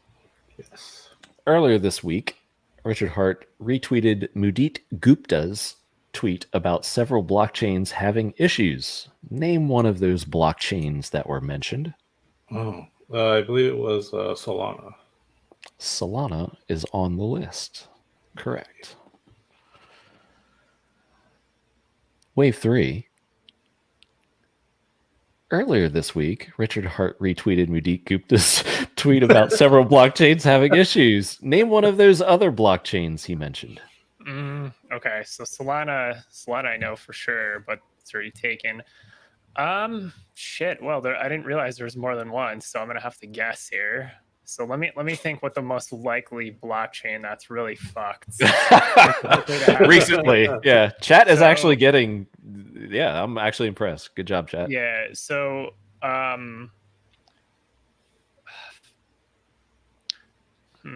okay. So let me think. If it's a layer 1, there's like Elrond or whatever, Algo.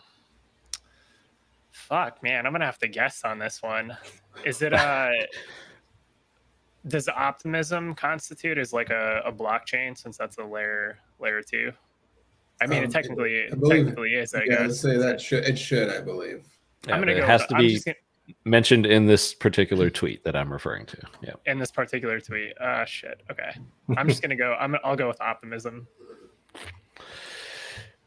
Wave 3 is too smart, but not in this case. Da, da, da. Okay. The other correct answers were Arbitrum and or Ethereum was actually also mentioned in that tweet. Sorry, Wave 3. Well, I got close. I only had two options, but picked the wrong one. Damn it. Big K to stay in it, or else Vince is the champ. Oh boy. Big K, name the Hexagon who recently posted a video revisiting his T-share spreadsheet.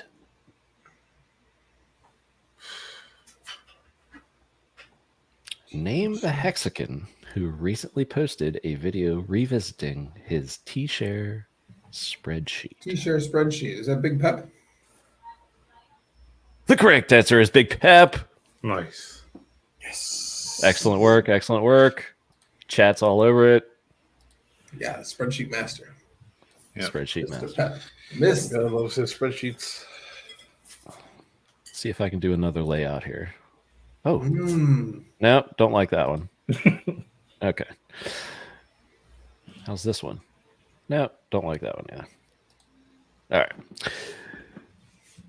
Crypto Vince, name the Hexagon who recently accepted the role of head of business and operations at Staker app. Oh, that was Kareem. Kareem the Dreamer. The correct answer is Kareem. Big K. Yes. What is the name of that song by Freddie Quotes set to be released in the next week or two? Oh, that would be the Furu's Eulogy, sir. Also correct.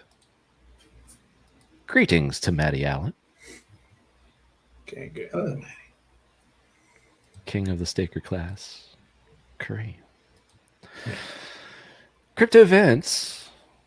Yes. Well, that was answered already in the show, so I can't ask that one. Whose YouTube show did Hex recently get mentioned on, thanks in part to generous donations from Motley Investor and Super Hex? Whose YouTube show did Hex recently get mentioned on, thanks in part to generous donations from Motley Investor and Super Hex? So many possibilities. I know Molly's been throwing money around at various YouTube channels. So, I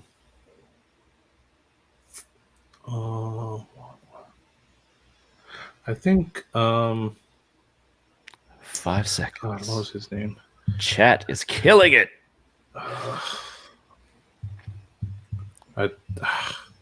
3, 2. It's a very slow moving clock. I'm gonna go with Mitch Ray, that TA guy. All right. I believe it was Ben Mala was the correct. Ben Mala. Damn it, I didn't Ben Mala. Yeah. Vince, you are still in it. You're still in it. We are going to Big K for the potential winner. Here we go. Big K.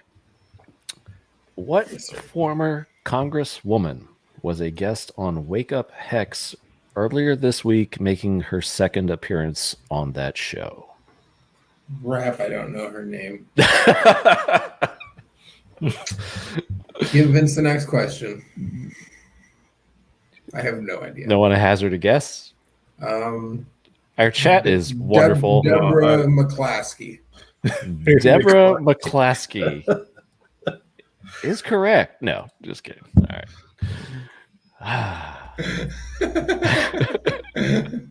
Deborah McClaskey. All right. I don't even know. They just made it up. Crypto Vince. Yes, sir. Richard Hart discovered this week that there's a Polish Telegram hex chat. About how many thousand members are in that chat? And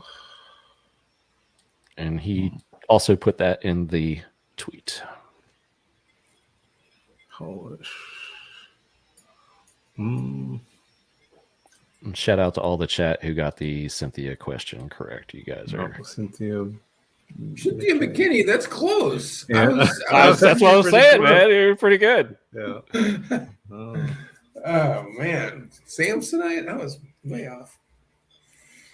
I'm just going to guess 300. You have the first 3 digits right, but you needed to add another 0. Oh man.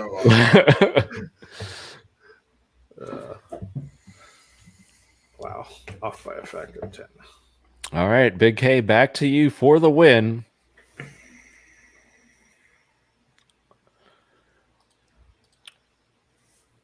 Let's see. Give you a question that's fitting of Big K. Earlier this week, Richard Hart tweeted a picture of himself wearing a Rolex, raincoat, and pants. Name either the brand of raincoat or pants. Good Gucci.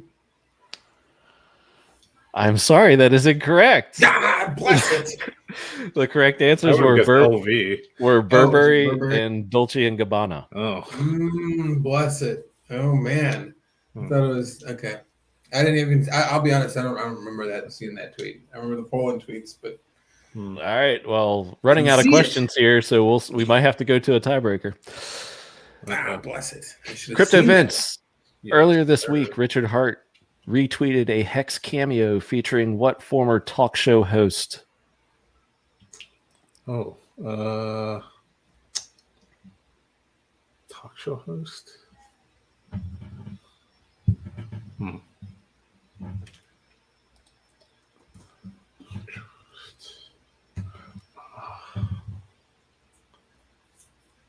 I didn't see this tweet. Again, chat is killing it. God. You guys are just awesome. Former talk show host.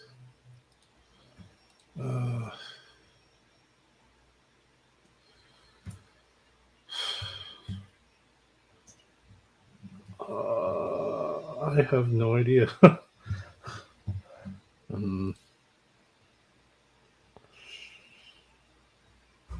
3 seconds. 2, 1. I'm gonna say Dr. Phil. Jerry Springer. Jerry is the Springer. Classic. All right. Boy, that was a time in history. That was a thing. Oh. All right. Crazy show. Where is that last question that I had for Big K? All right, here we go. Earlier this week, Big K,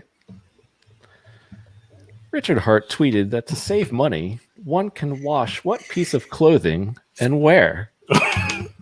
He's in the bathtub. He's in a fancy hotel in the bathtub washing, I believe, his pants. I mean, I get that because, like, the thing is when all your shit's like, what they mean by dry clean only is they mean like you better, if you're not dry cleaning it, you're hand washing the shit, you know. So like, yes. You know, I've got enough do rags. I know that a hand washing is necessary, and can I jump in? Yes, can I jump in? Yeah, sure. Big K, you are the winner. Oh, congratulations! Hooray! Yes, that was a difficult. I mean, kudos to you, Cabana, for the questions because those were a difficult set. There was some real zingers in there. They got me a couple times.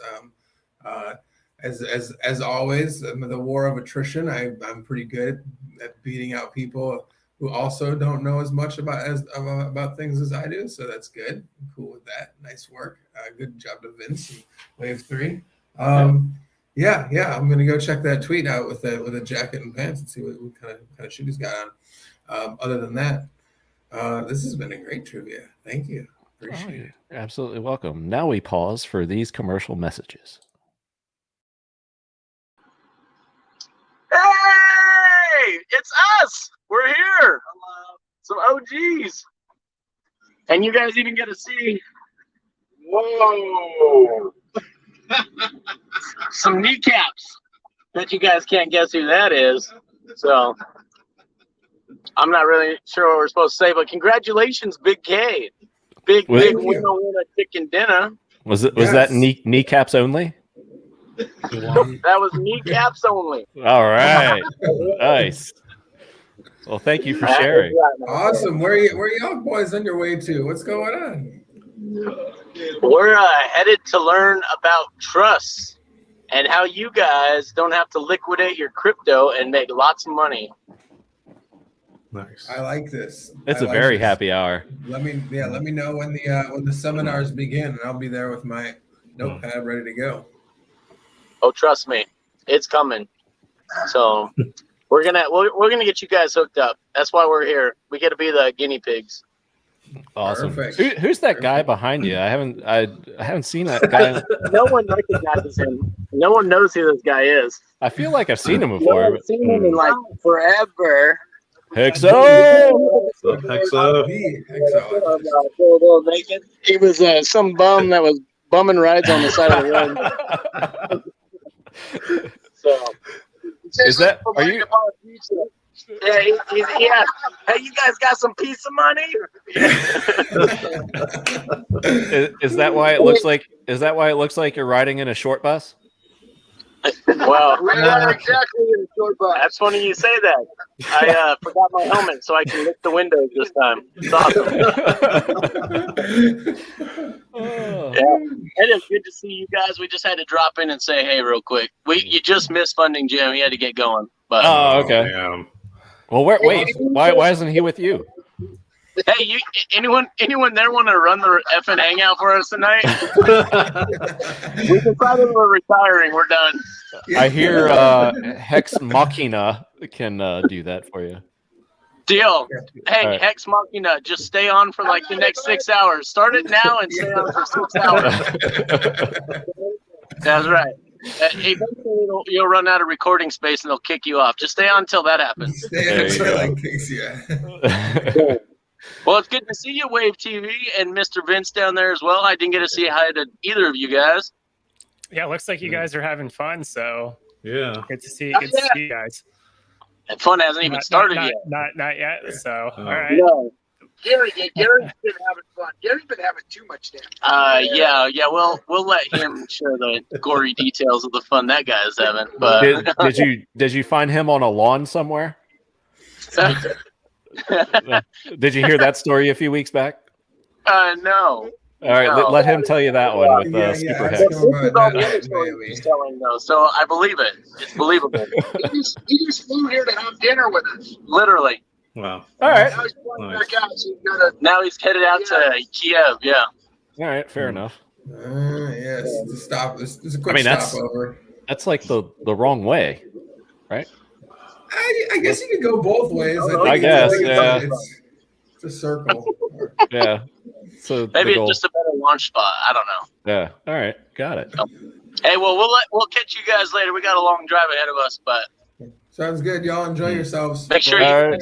Take care. See you guys. Hey, Cabana, find someone to run up and hang out for us. What's that? Find someone to run up and hang out for us. All right. I'll try to talk Makina into it. All right. I guess Makina's running it. So yeah, there you go. Well, that's fun. Awesome. Later, I've never bitches. seen, I've It's never always seen good to see people Hexo. so pumped. Hex is incredible, man. It's like I've never seen people so pumped up to go and learn about trust.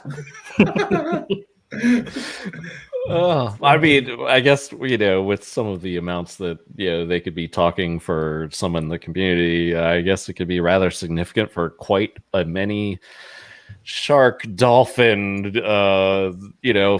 name the class that is up and coming and keeps getting higher in that staker ecosystem. Like That would have been a nice trivia question. Hey, I may have it here. It just might have to be next week. Next time, We'll see. Those are actually very good ones because then you actually teach like anybody that's new that's watching can start to pick up fast on a lot of that stuff. So it's actually very useful. Very useful. As opposed to our other stuff. Thanks, Wade. We try to divvy it up a little bit here. So we have the football pool going. We have like 3 people entered. Okay, great. Thanks, chat. Nice. We have no football fans in chat. I'm gonna post that link again just to make sure. But wave 3. Mm-hmm. I believe you may or may not have a little chart action that you're able to share with us. Absolutely get that ready here. So let's All right. do So while you do that, I'll throw this link screen. in chat there. Chat is like flying by like a Richard Hart stream. What's going on? Holy good. Oh, okay. No. Oh, I see. There's a little. Yeah. Our friend. Uh-huh. Can you re-enter? All right. Wave 3. Are you ready? Yes, sir. Let's fire it up. All right. So let me see what I can do here. There and you then go. Cool. All right. You guys can see my screen here. Oh yeah, you're on. Yeah. Okay. Very good. Yeah. So first and foremost, I'm just gonna go to some of the higher time frames. So I'll flip first to the 3-day. Still very strong on the chart. So far, if you look at just the last few days that have taken place, it's holding up on the moving averages so far stronger than over here, as well as like stronger than comparatively to over here. So if you just look at the patterns that have played out so far, the lower time frames, like the 3-day time frame, which is probably a good one to get a better sense as opposed to the daily. So far, it's holding up very nice on the moving averages. Now, if we flip to the weekly time frame, so far it's finishing up as a wick, which is generally very bullish. So whatever supply was sold off, it wicked back up to about 40 cents. So I would say with what we're seeing so far, the chart still is very bullish. There's objectively nothing bearish on the chart. The ones that usually get shaken out are the ones that are trying to play things on daily time frames. So and the daily time frame actually looks very good too. All it did was it's retesting these moving averages again with respect to the daily time frame. So I've noticed if you look at the overall volatility the last few days, it's very like the volatility is fairly low, which is generally a very good thing because you could start to re-enter sort of another consolidation zone or sort of a build-up period before you get another big move on the chart. Liquidity is still very low on V3. I believe it increased recently around, it's between like 50 to 60 million hex, somewhere in between that, which actually it gives it good sort of a good dampening for downside protection as well, even though the liquidity slightly increased from where it was between 40 to 50 million previously. So until we see a trend reversal where there's something that suggests a local top, I'll change my tune on that. But so far, I don't see that. I just see more bullishness on the chart. It's still objectively still within this parabola it's been moving in. So far we're seeing the parabola basically get steeper and steeper. And let me just sort of illustrate that. Let me change the color of this line here. Let's just make it green, and let's make it fully transparent. So this was about a 19 degree angle of attack on the chart. So 20 degree angle of attack on the chart. This recent run up here was about a 41 degree. And it's very possible you could actually start to see the slope start to get more and more aggressive on the chart. So the wave continues. If anything, it's just getting bigger and bigger. If we actually even go to the 2-week time frame, this still looks very good. If you look at some of the other indicators on the 2-week time frame, generally with the RSI, granted this is not an absolute, and let me just mention, when you're looking at any sort of TA or charting, there's no such thing as absolutes in markets. The only thing that tends to work pretty well is the trend is your friend. So there's a lot of upwards momentum right now, clearly in the charts, and so far it's continuing. So you could actually see the RSI get pins here. It's very possible for this to get pinned, where you could actually get a trend that lasts for a very, very long period of time. So 2-week time frame looks really good. The RSI still, it is fairly high, like the RSI, but this can definitely go higher than what we've seen before. MACD bullish, basically bullish and increasing volume coming into the market for HEX. So you have very strong uptrends. You have volume that's increasing. The volume here doesn't paint the picture because this is off TradingView. You need to use the charts that are based around, I think, Uniswap Vision to get a correct depiction of the volume. But so far, I'm seeing more so spikes in volume that just looks very good, and not much selling. Like there's going to be people that take profits, and I've seen posts on Twitter of like people complaining of somebody taking profits. Like, look, when you have these uptrends, there's going to be people that skim off on the way, however high this ends up going. And so far, the trend is still very, very strong.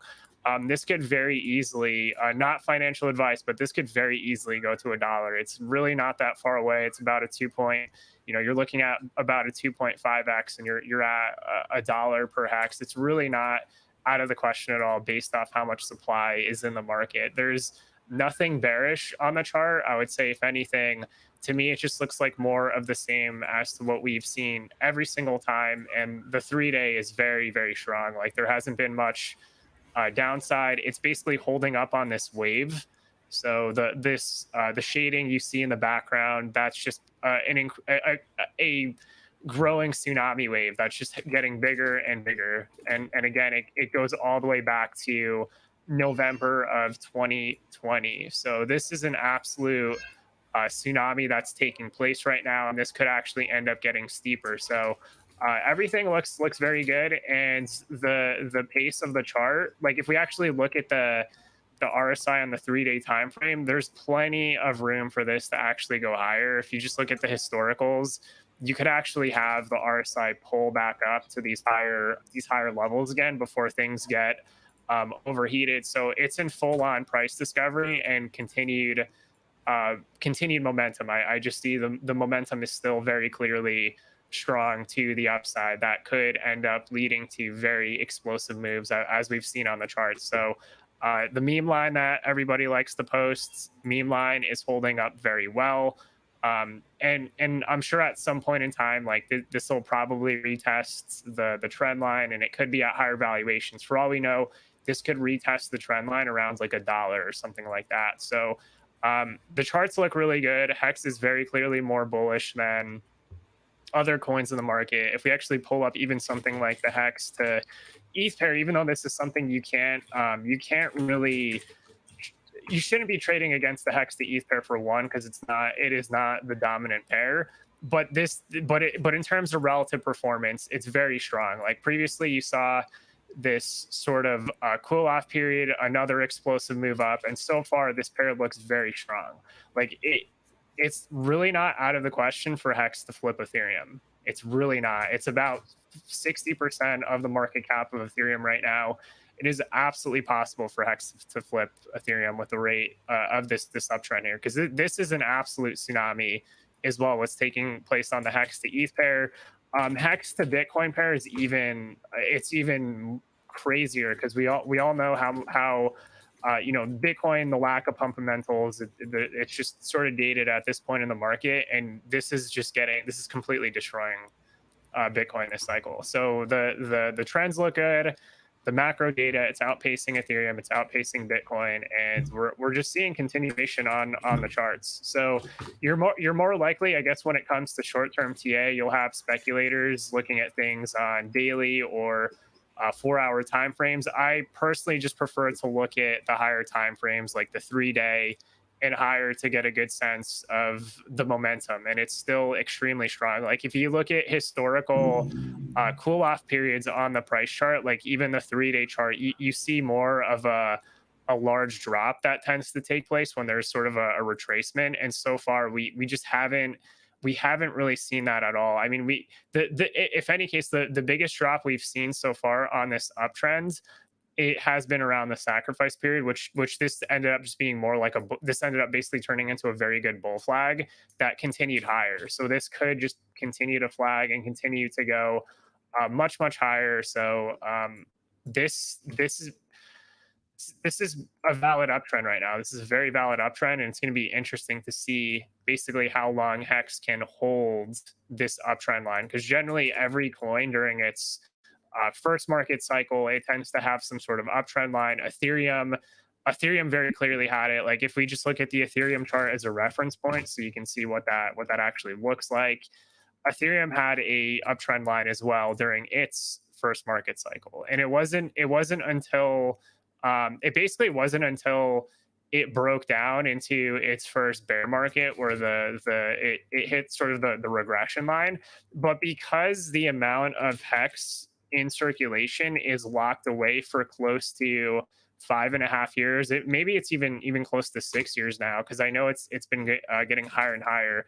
There just isn't that much market supply that could even, in my opinion, like really warrants like if you did see sort of a cool off period, there just isn't much supply in the market. The reason why Ethereum dumped so hard in its bear market is because you had the ICO bubble and all those coins from that ICO bubble being sold off into the market. So it was just a huge surplus of supply that came in that caused a very long bear market. There isn't really any surplus of supply for HEX, because if you just look at the average stake length, it being close to 5.5 years, there's just not a lot of coins coming into circulation. There's not a lot of liquidity, and I'm not surprised to see this continue to show strength. So, we did mention many times that if you were going to try to trade these moves with your entire bags, you were going to get wrecked and killed, and those people are now killed. A good instance of that is somebody market sold their entire bag on this wick here, and they got an average price, I believe, of 8.9 cents. And the price since then has done let's see how many X's the price has done since then. So they basically got an average price close to around 8.9 cents, I believe. And then if you look at even where the price is at now, it's up 4.5x. So their original position relative to where they exited, they lost approximately 80% of their bag. So as I always say, play stupid games, you get dumb results. Be smart about how you decide to rebalance holdings over time. Never ever, as you see very clearly on this uptrend, the guys that sold basically around big payday. Let's even look at where traders dumped, which was roughly around, I think there's this candle and this candle here where traders got absolutely slaughtered. And if we just take an average of that, the price has gone up it's gone up over 6,000% since then. So totally wrecked. Like they can't even buy back. It's basically just a dust at this point as to what they can buy back. So again, there's a lot of good data when it comes to HEX. The uptrend is very good. I think we're going to go over $1 with some time before the end of this year. And I think that's actually pretty conservative, to be honest. It could actually go much higher than that. So it's looking good. It's looking very, very good. That was great. I stepped out right there at the beginning. Did you happen to look? I know our mindsets are very similar in terms of time frame and longer term thinking, but do you have any thoughts? Maybe you went over this already, but do you have any thoughts on this current level that we're at, like the 41 cents? Are we kind of like flagging, churning here at like a nice point? Is like this a decision point, or do you feel confident? Like, where are your thoughts right now at this current level?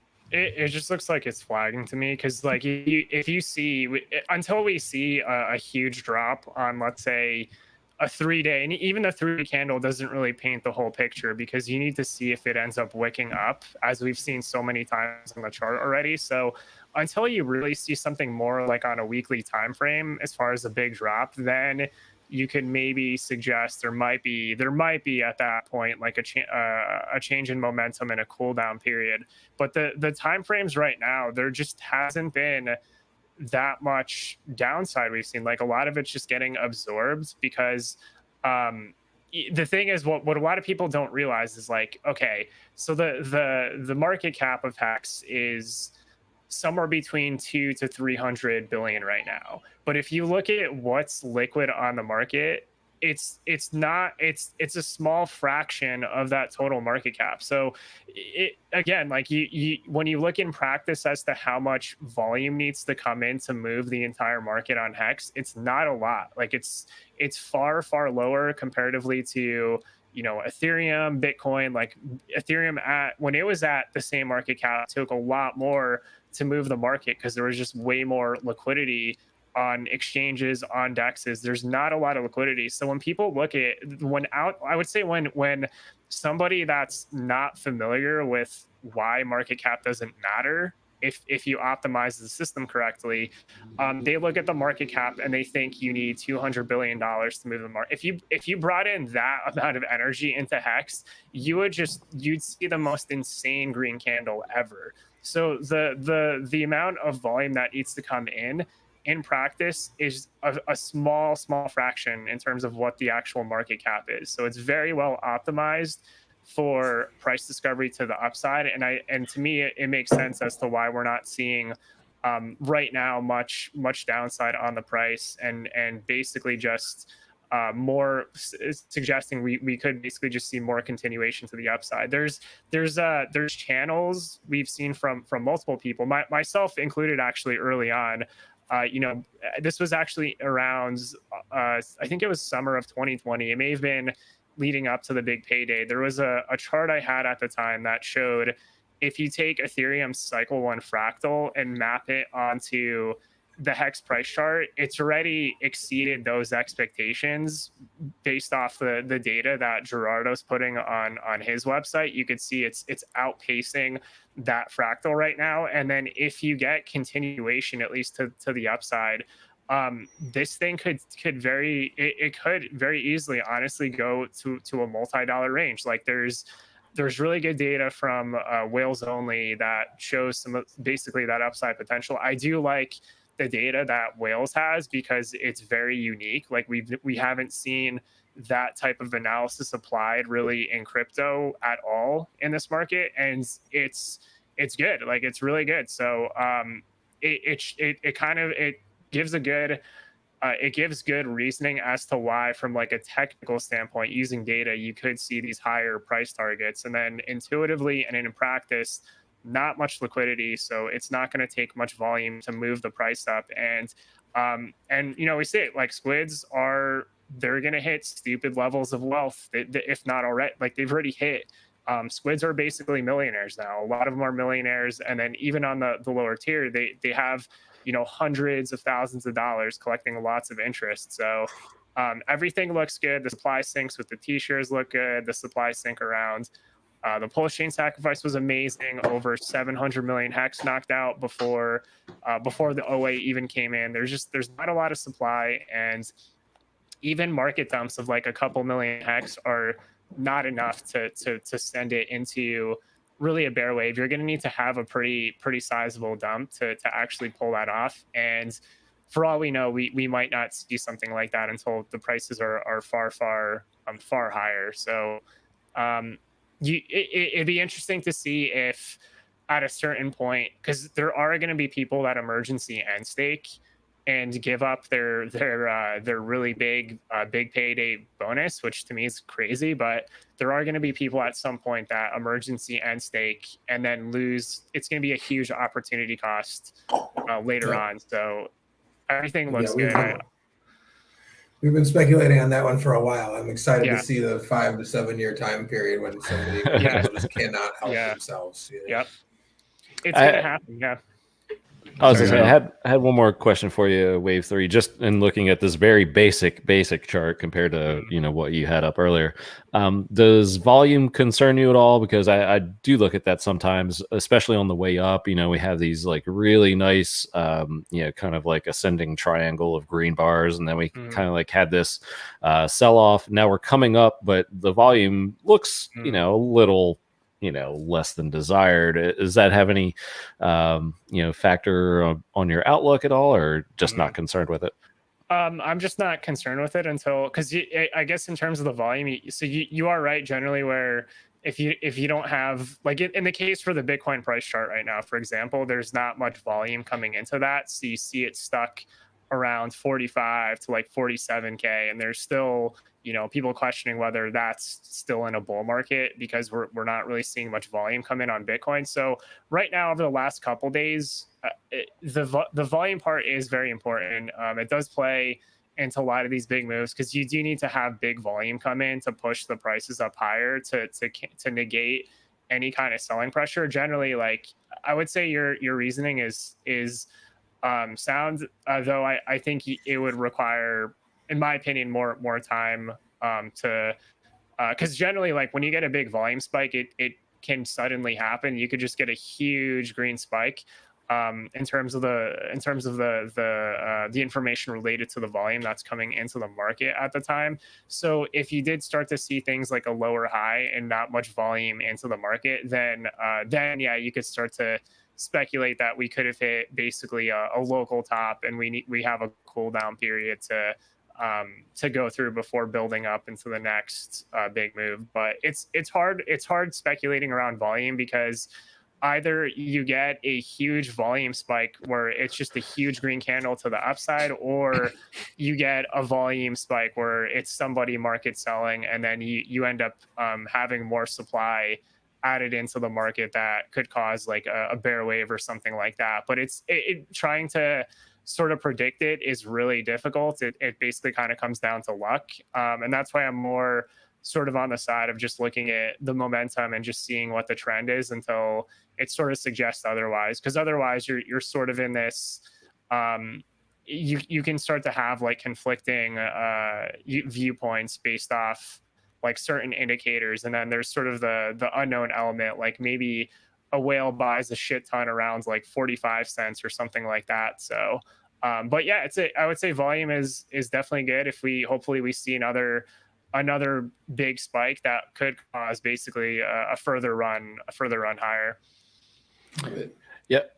And Dan brings up a great point in the chat. I agree with him. I'm just talking very short term, but yeah, he says, you know, volume is, you know, the highest it's ever been in Hex, and he's totally right. And you know, as we increase in value, I'm just talking like this very short term, like little pullback here. That's all I was referring to. So while this is all going on, if something occurs in chat, and I feel that most of the time it's fair game, and we'll discuss it on here, unless it's like insulting someone or whatever. I mean, I'm even fine with calling out the scam bullshit or whatever. But there's a lot of talk in chat about prominent figures in HEX selling parts of their position. And to me, that is totally fine, because you have to take some off. And this is just my opinion. And the first thing I would ask of, that situation is, did, a certain prominent figure in HEX, because we have many in this community, and, people are going to sell some every now and then. You have to. Why are you in it?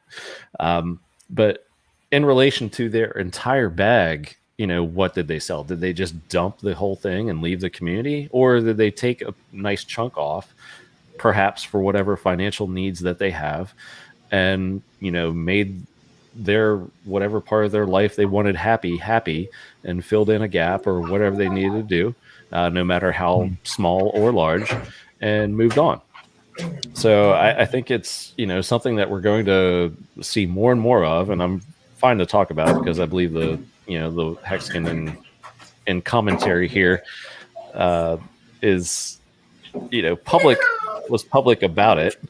So I don't see any benefit in criticizing someone's sells. I can see it more so if somebody just dumped and absolutely just ran off and vanished and never to be seen again. So and especially it's like so I'm gonna give my perspective, and then, what's up? And then I'm gonna run off and never be seen again. Oh, it has nothing to do with the fact that we're talking about selling HEX either. I swear.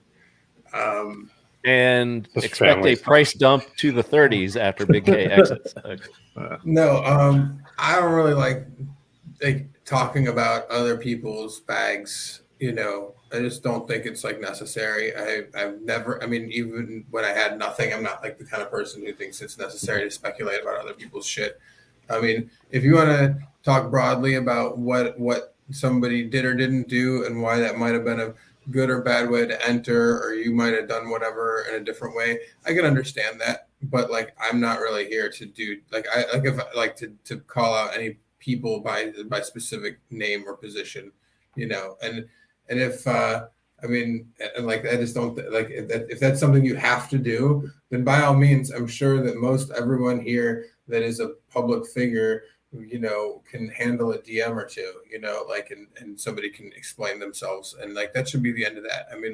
If you believe in the system as is, then you should really understand that every time someone takes something off the table that is meant to leave meat on the bones for the new people to come in, that is a dip for you to buy,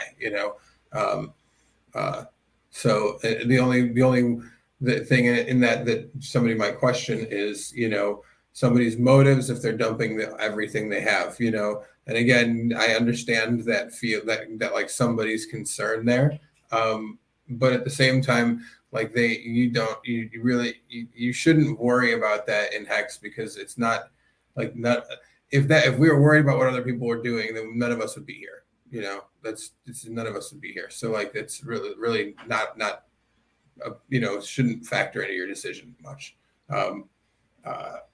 But I do understand. Like I said, I understand people are going to speculate about everything. They're no matter what. There's going to be a level of speculation that can't be stopped. But I'd love it. In a perfect world, if it was done tastefully. There's different ways to come at situations. It's one thing to dump everything that you have on at the very top. It's another thing to carefully move a portion of your stack out as well. I agree it's different. It's there's very different subjects, but I still at the end of the day try to keep my shit personal, and everyone else should too. I don't recommend anyone show their staker app personally to other people, if they, it's not something smart to speculate on like that, I mean, or what their wallet is, I just don't think that that's smart, especially like in the, in the Twitterverse or on YouTube and shit, very unnecessary. Yeah, and the Charlie Lee thing often comes up, as it is now, in chat, and that's where I go to. Like, he just bailed on his own coin. Yeah, he like, again, there's several different facets of that are more intense than that. It's just like he bailed, with with like basically an excuse, and then, but just didn't take a piece off, and still stayed involved. Like, done. And then people don't. And when you say, "Hey, this is going to incentivize me more to do work on something," that's just bullshit. Like, that's not how the world works. The world works, generally speaking, that most people, almost all people, are going to sweat harder when they have skin in the game. That's just by the book. So like I don't find his maneuvers in like genuine. And then there was other development that was, postulated was going to happen when there's very, very good chance it never was, Yep. I mean, there's just different levels of that, I mean, yeah.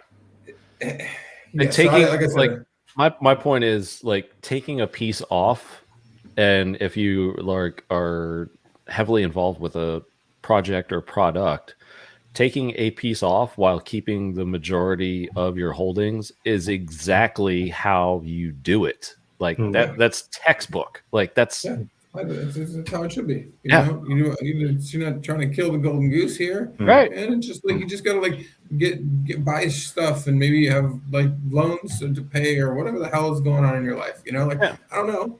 But and if you sold at around like, and this is another thing. Sorry, BK. I was just saying, thinking as you were bringing up that new point. The other thing, I am gonna rug on everybody. I just looked at the clock. I have to go. Okay. Rug everybody dearly. Thank you very much. Thank you, Big K, for coming. Of the HEX Trivia champion. Thank you very much. I'll talk to everyone again very soon. We'll have exit music for you next time. Dude, thank you so much for your charting skills. That was like, I'm gonna go to bed and sleep really like comfortably. Very soothing words, my friend. So I'll see you all very soon. Sounds good. Later, bro. Peace. Yeah. The chart. So I have completely lost all respect for Charlie Lee, just as a person, because his comments are not genuine. It's very fake. Anything he's tweeting on crypto Twitter. I mean, it's not even comparable at all. Because first off, Charlie Lee is the founder, and he dumps, like he literally was dumping on his community for a while before that, and then tweets like a couple days before the cycle top, where he likely had better access to information because he previously worked at Coinbase. There was even Coinbase got fined for insider trading, where Charlie was listed as employee A in Coinbase. So there was already basically insider trading that took place with Charlie Lee. If you look at the fine that Coinbase had, and then after that, like, Charlie completely stepped away from the project to claim for decentralization. He was like, I want Litecoin to be totally decentralized, but the coin wasn't. There wasn't enough sustainability at that point to really do that. So he ended up paying for like half. I think there's a developer that was working on like the privacy layer, which he paid about half for, and like the Litecoin community couldn't even afford to like pay a developer because like they got completely destroyed like in that bear market. Like their holdings totally evaporated, and then and even today, like Litecoin still hasn't recovered back above its previous all-time high. It's had shit price performance. Litecoin is fucking garbage. It's trash. It's a total shit coin. It's garbage. Like I've had charts on Litecoin previously. I was like, perhaps it'll have like another. It's very possible it has another like squeeze versus Bitcoin, but it's one of those coins where if it has if you hold any Litecoin and if there's a big squeeze on the price chart, you dump that shit and you never look back and you move on. Because I think that was planned. It seemed to me. Yeah. It's not, yeah. So it's like there's been too many blunders that have happened recently. Litecoin Foundation tweeted a lie about Walmart accepting Litecoin, which by the way does nothing. There's no price appreciation for that. People buying and people sell, because you end up having this sort of delusion where people are using cryptocurrency to buy goods and services, which is not even a good use case, because now it ends up selling the price down. So now somebody buys coins on an exchange and then they sell it to buy something. Zero, completely no benefit for price, and then anything that generally goes into those moves is some form of insider trading, which you see on the price chart. There's literally a wick there that took place after the Litecoin Foundation tweeted that, and then they deleted the tweet and are now dealing with all this blowback on Twitter. So blowback from, first off, selling the top, blowback for lying about a privacy layer, which still has not even been added. I don't even, does Litecoin even have privacy yet? Because I don't even think they added Mimblewimble. So if they don't, that is unbelievable. So Charlie Lee lied going into the halving pump. And then recently you see this blunder with this whole Walmart thing. So if anything, Charlie has been a net negative in this market, and he's also now a reason why you may have more regulatory oversight in cryptocurrency. He's a total scumbag, fucking scumbag, piece of shit, and a net negative in this space. Like, I will be very happy when Litecoin is bounced out of the top 20, because Bitcoin so bad, total clone of Bitcoin, garbage, no utility whatsoever, no innovation in the market. So I have no respect for Charlie Lee, and you see it in the rankings for Litecoin. It's going to get bounced out of the top 20 now. Previously it was the top 10. Now it's going to be the top 20. It's not a good coin. I'm just going back and forth with Freddie quotes. He's saying he's not a streamer, but the point, everybody I think got the point of the question. But yeah, off technicality, Freddie, you are correct, but you were also on many streams, so that could be constituted as a streamer as well. So yeah, instead of like typing all that out, I'll just chat with you here, bro. And I think you're behind, so you'll probably hear this later rather than me typing in chat. So you'll probably think I ran away from you if you're not live. But yeah. So, and another thing too was like a lot of times people have price targets in mind, like well in advance. So the comment from Children of the Grave that I brought up earlier was actually super on point with what I wanted to talk about, because if we're talking about selling, it's like, okay, well, we thought that a penny would be a psychological level, and it turned out to be pretty much the case, really, right? And then like a dime, I think we hung there a little bit, and then I think 50 cents is like another big one. And where did a lot of these sells occur? 50 cents. So it's like I think that's normal behavior. And guess what? When we get to $1, same thing's going to happen, in my opinion. $2, same thing. And then after that, I think, even after $1, we could, start a ridiculous run, because I think that's such a magical number that once finally broken, definitively, we could, rock it.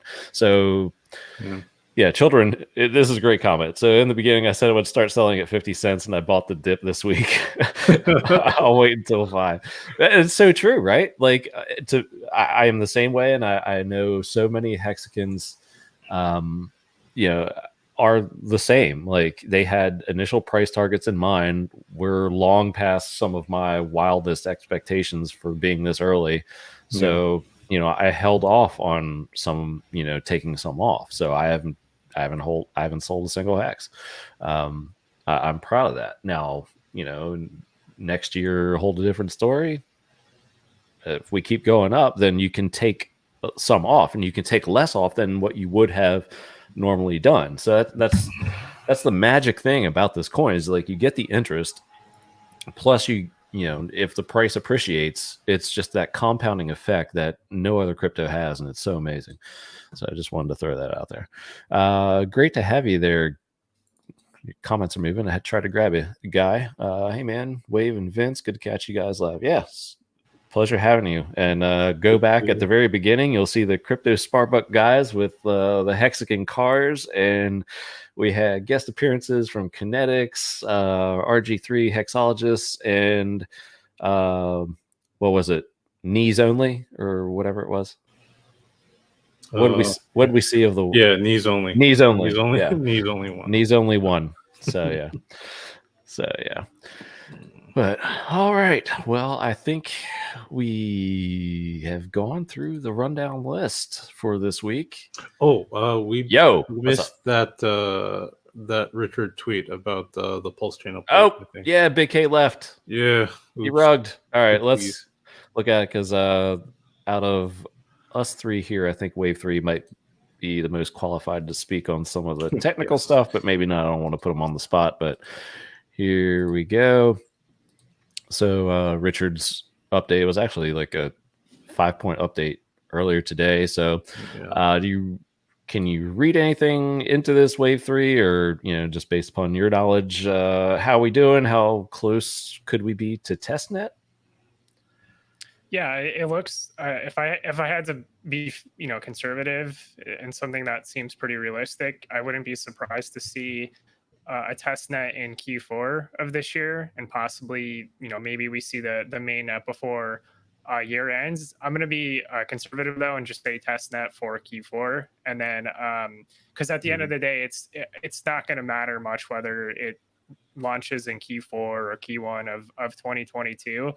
If we get it, either way, if the market is still if it's still hot at the time, there's certainly going to be a lot of interest around it. And then if the market is still and when I say market, I'm referring to everything that's outside of HEX. Like if the market, because the market still, a lot of coins still haven't broken back above their previous local highs. So there's still the question of bull versus bear for Bitcoin and Ether. So I would say with what the market's showing right now, it probably doesn't matter much if it's Q4 or Q1, but I'm just going to say testnet in Q4 and then chain launch sometime in Q1 of 2022.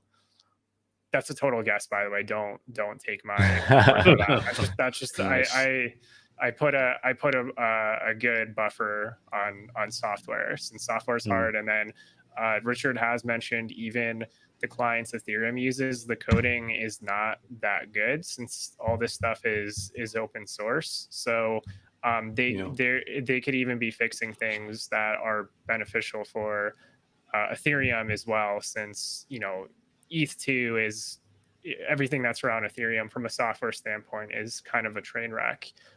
Though they get a lot of usage for their chain. So conservatively, let's just see if we can get the testnet in Q4. And that's also probably better for market speculation as well, because it could actually lead to a larger buildup, even like on HEX in anticipation. So I think there actually is benefits to that, on just the software progression. If it takes a little longer, I think could end up being beneficial for the HEX price chart.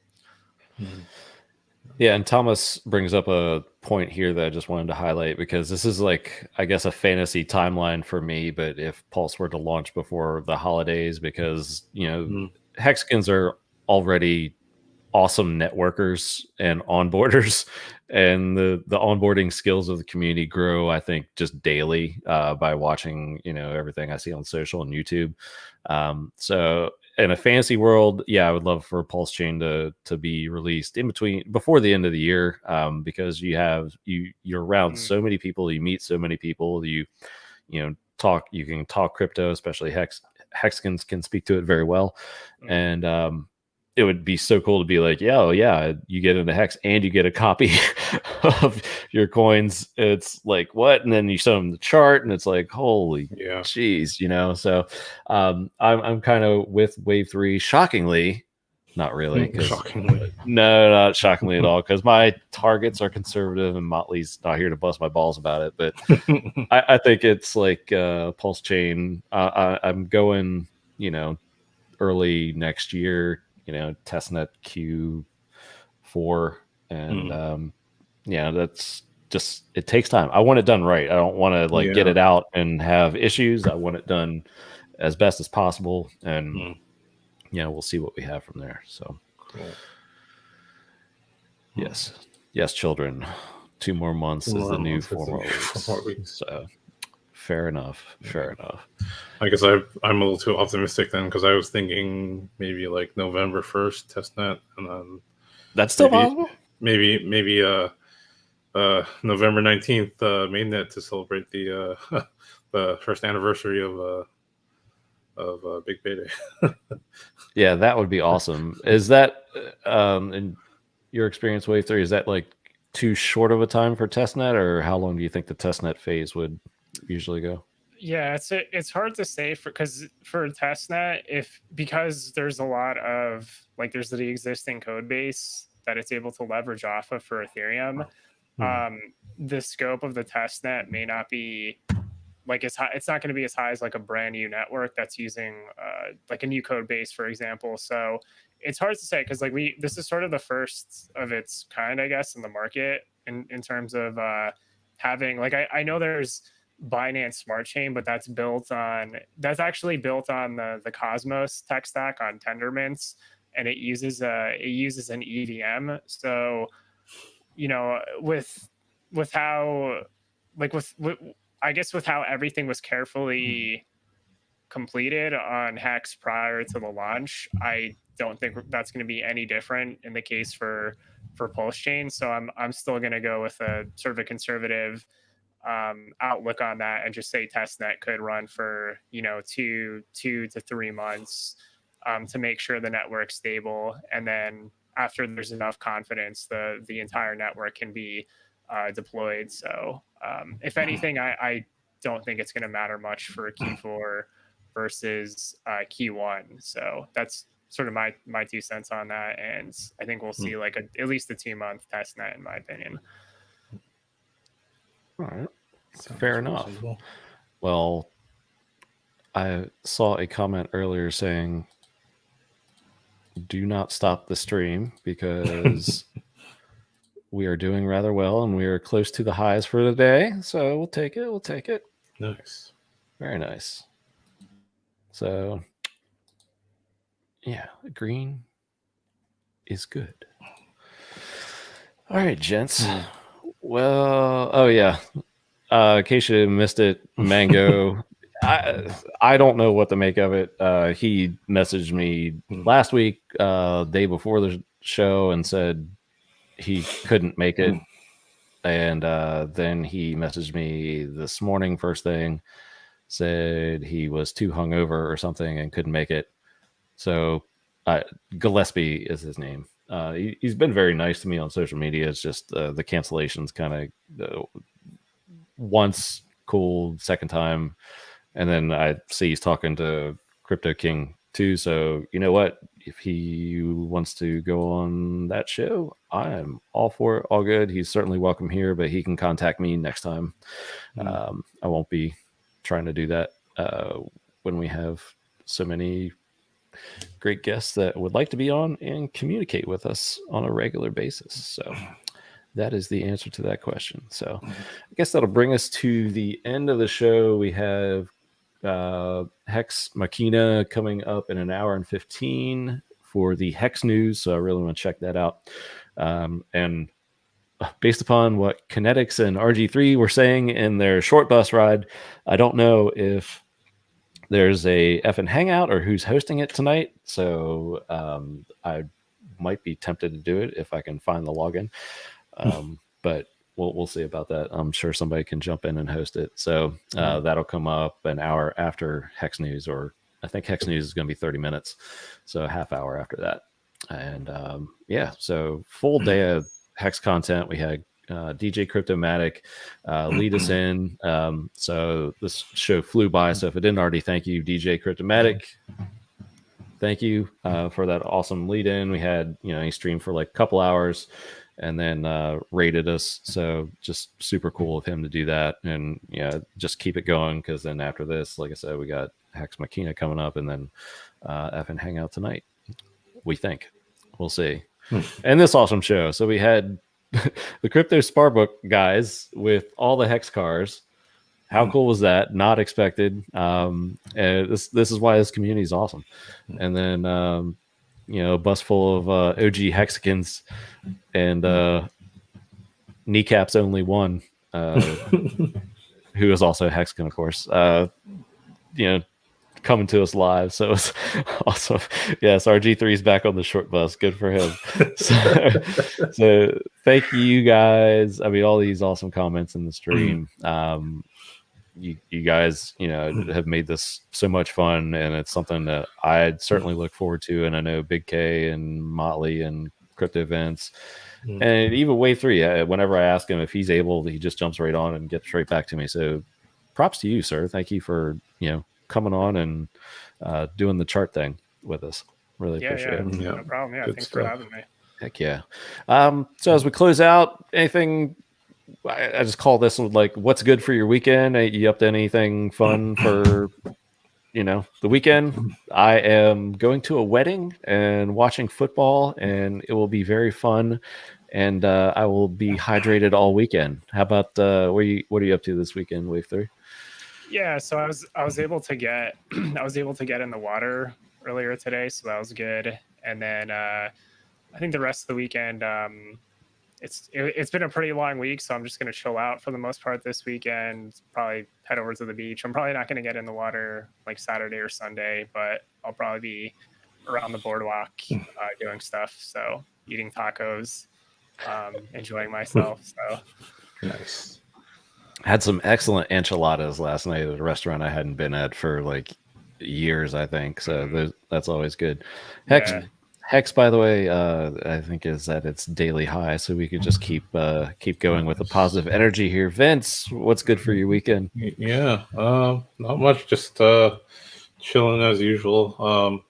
But I am, just doing kind of a deep clean of the house and kind of getting rid of some dormant capital, as Funding Jim might say. So Motley, are you selling all the stuff? Well, so most of the stuff. So just kind of, it's my personal little project for like the next week or so. So let's start on that. See, Children of the Grave, enchiladas. I love them. Enchiladas. Oh my gosh. It's just all Mexican food. I eat it all. Same thing with Italian. It's absolutely wonderful. Ross Hex, yes. Chilling and shilling. That is how we do it. D'Artagnan 8, what's up going on, man? Seeing you, Lumaka.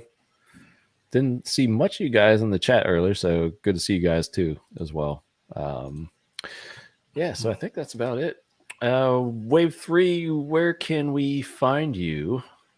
Yeah, you guys could follow me at Wave3 TV, Twitter, Telegram, soon Instagram as well. So those are going to be the main outlets for now. Just as long as you see me on YouTube and Twitter, you'll eventually have access to Instagram as well. So good places.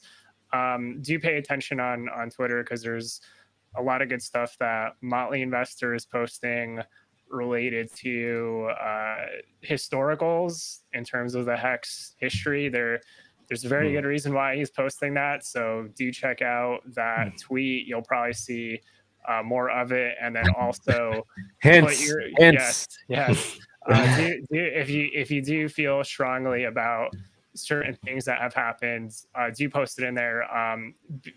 But I will say that there is going to be a certain limit as to what's possible on the event. So if you do feel strongly more of ones more than other ones, that is also very good feedback as well. So check it out. Motley Investor posted it, and you'll see more of that to come.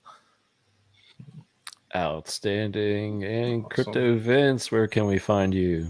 Yep. Crypto Vince 369 on Twitter and Telegram. And please check out the Hex Asians show on Mondays and Thursdays, 6 a.m. Pacific. 6 a.m. Pacific. Yes. Awesome. All right. Cabana Crypto, obviously you're already here. Like Wave 3, I have an Instagram game, so I will look forward to following Wave 3 if you're not already on there once you get on there. And yeah, I think it's just a cool visual platform.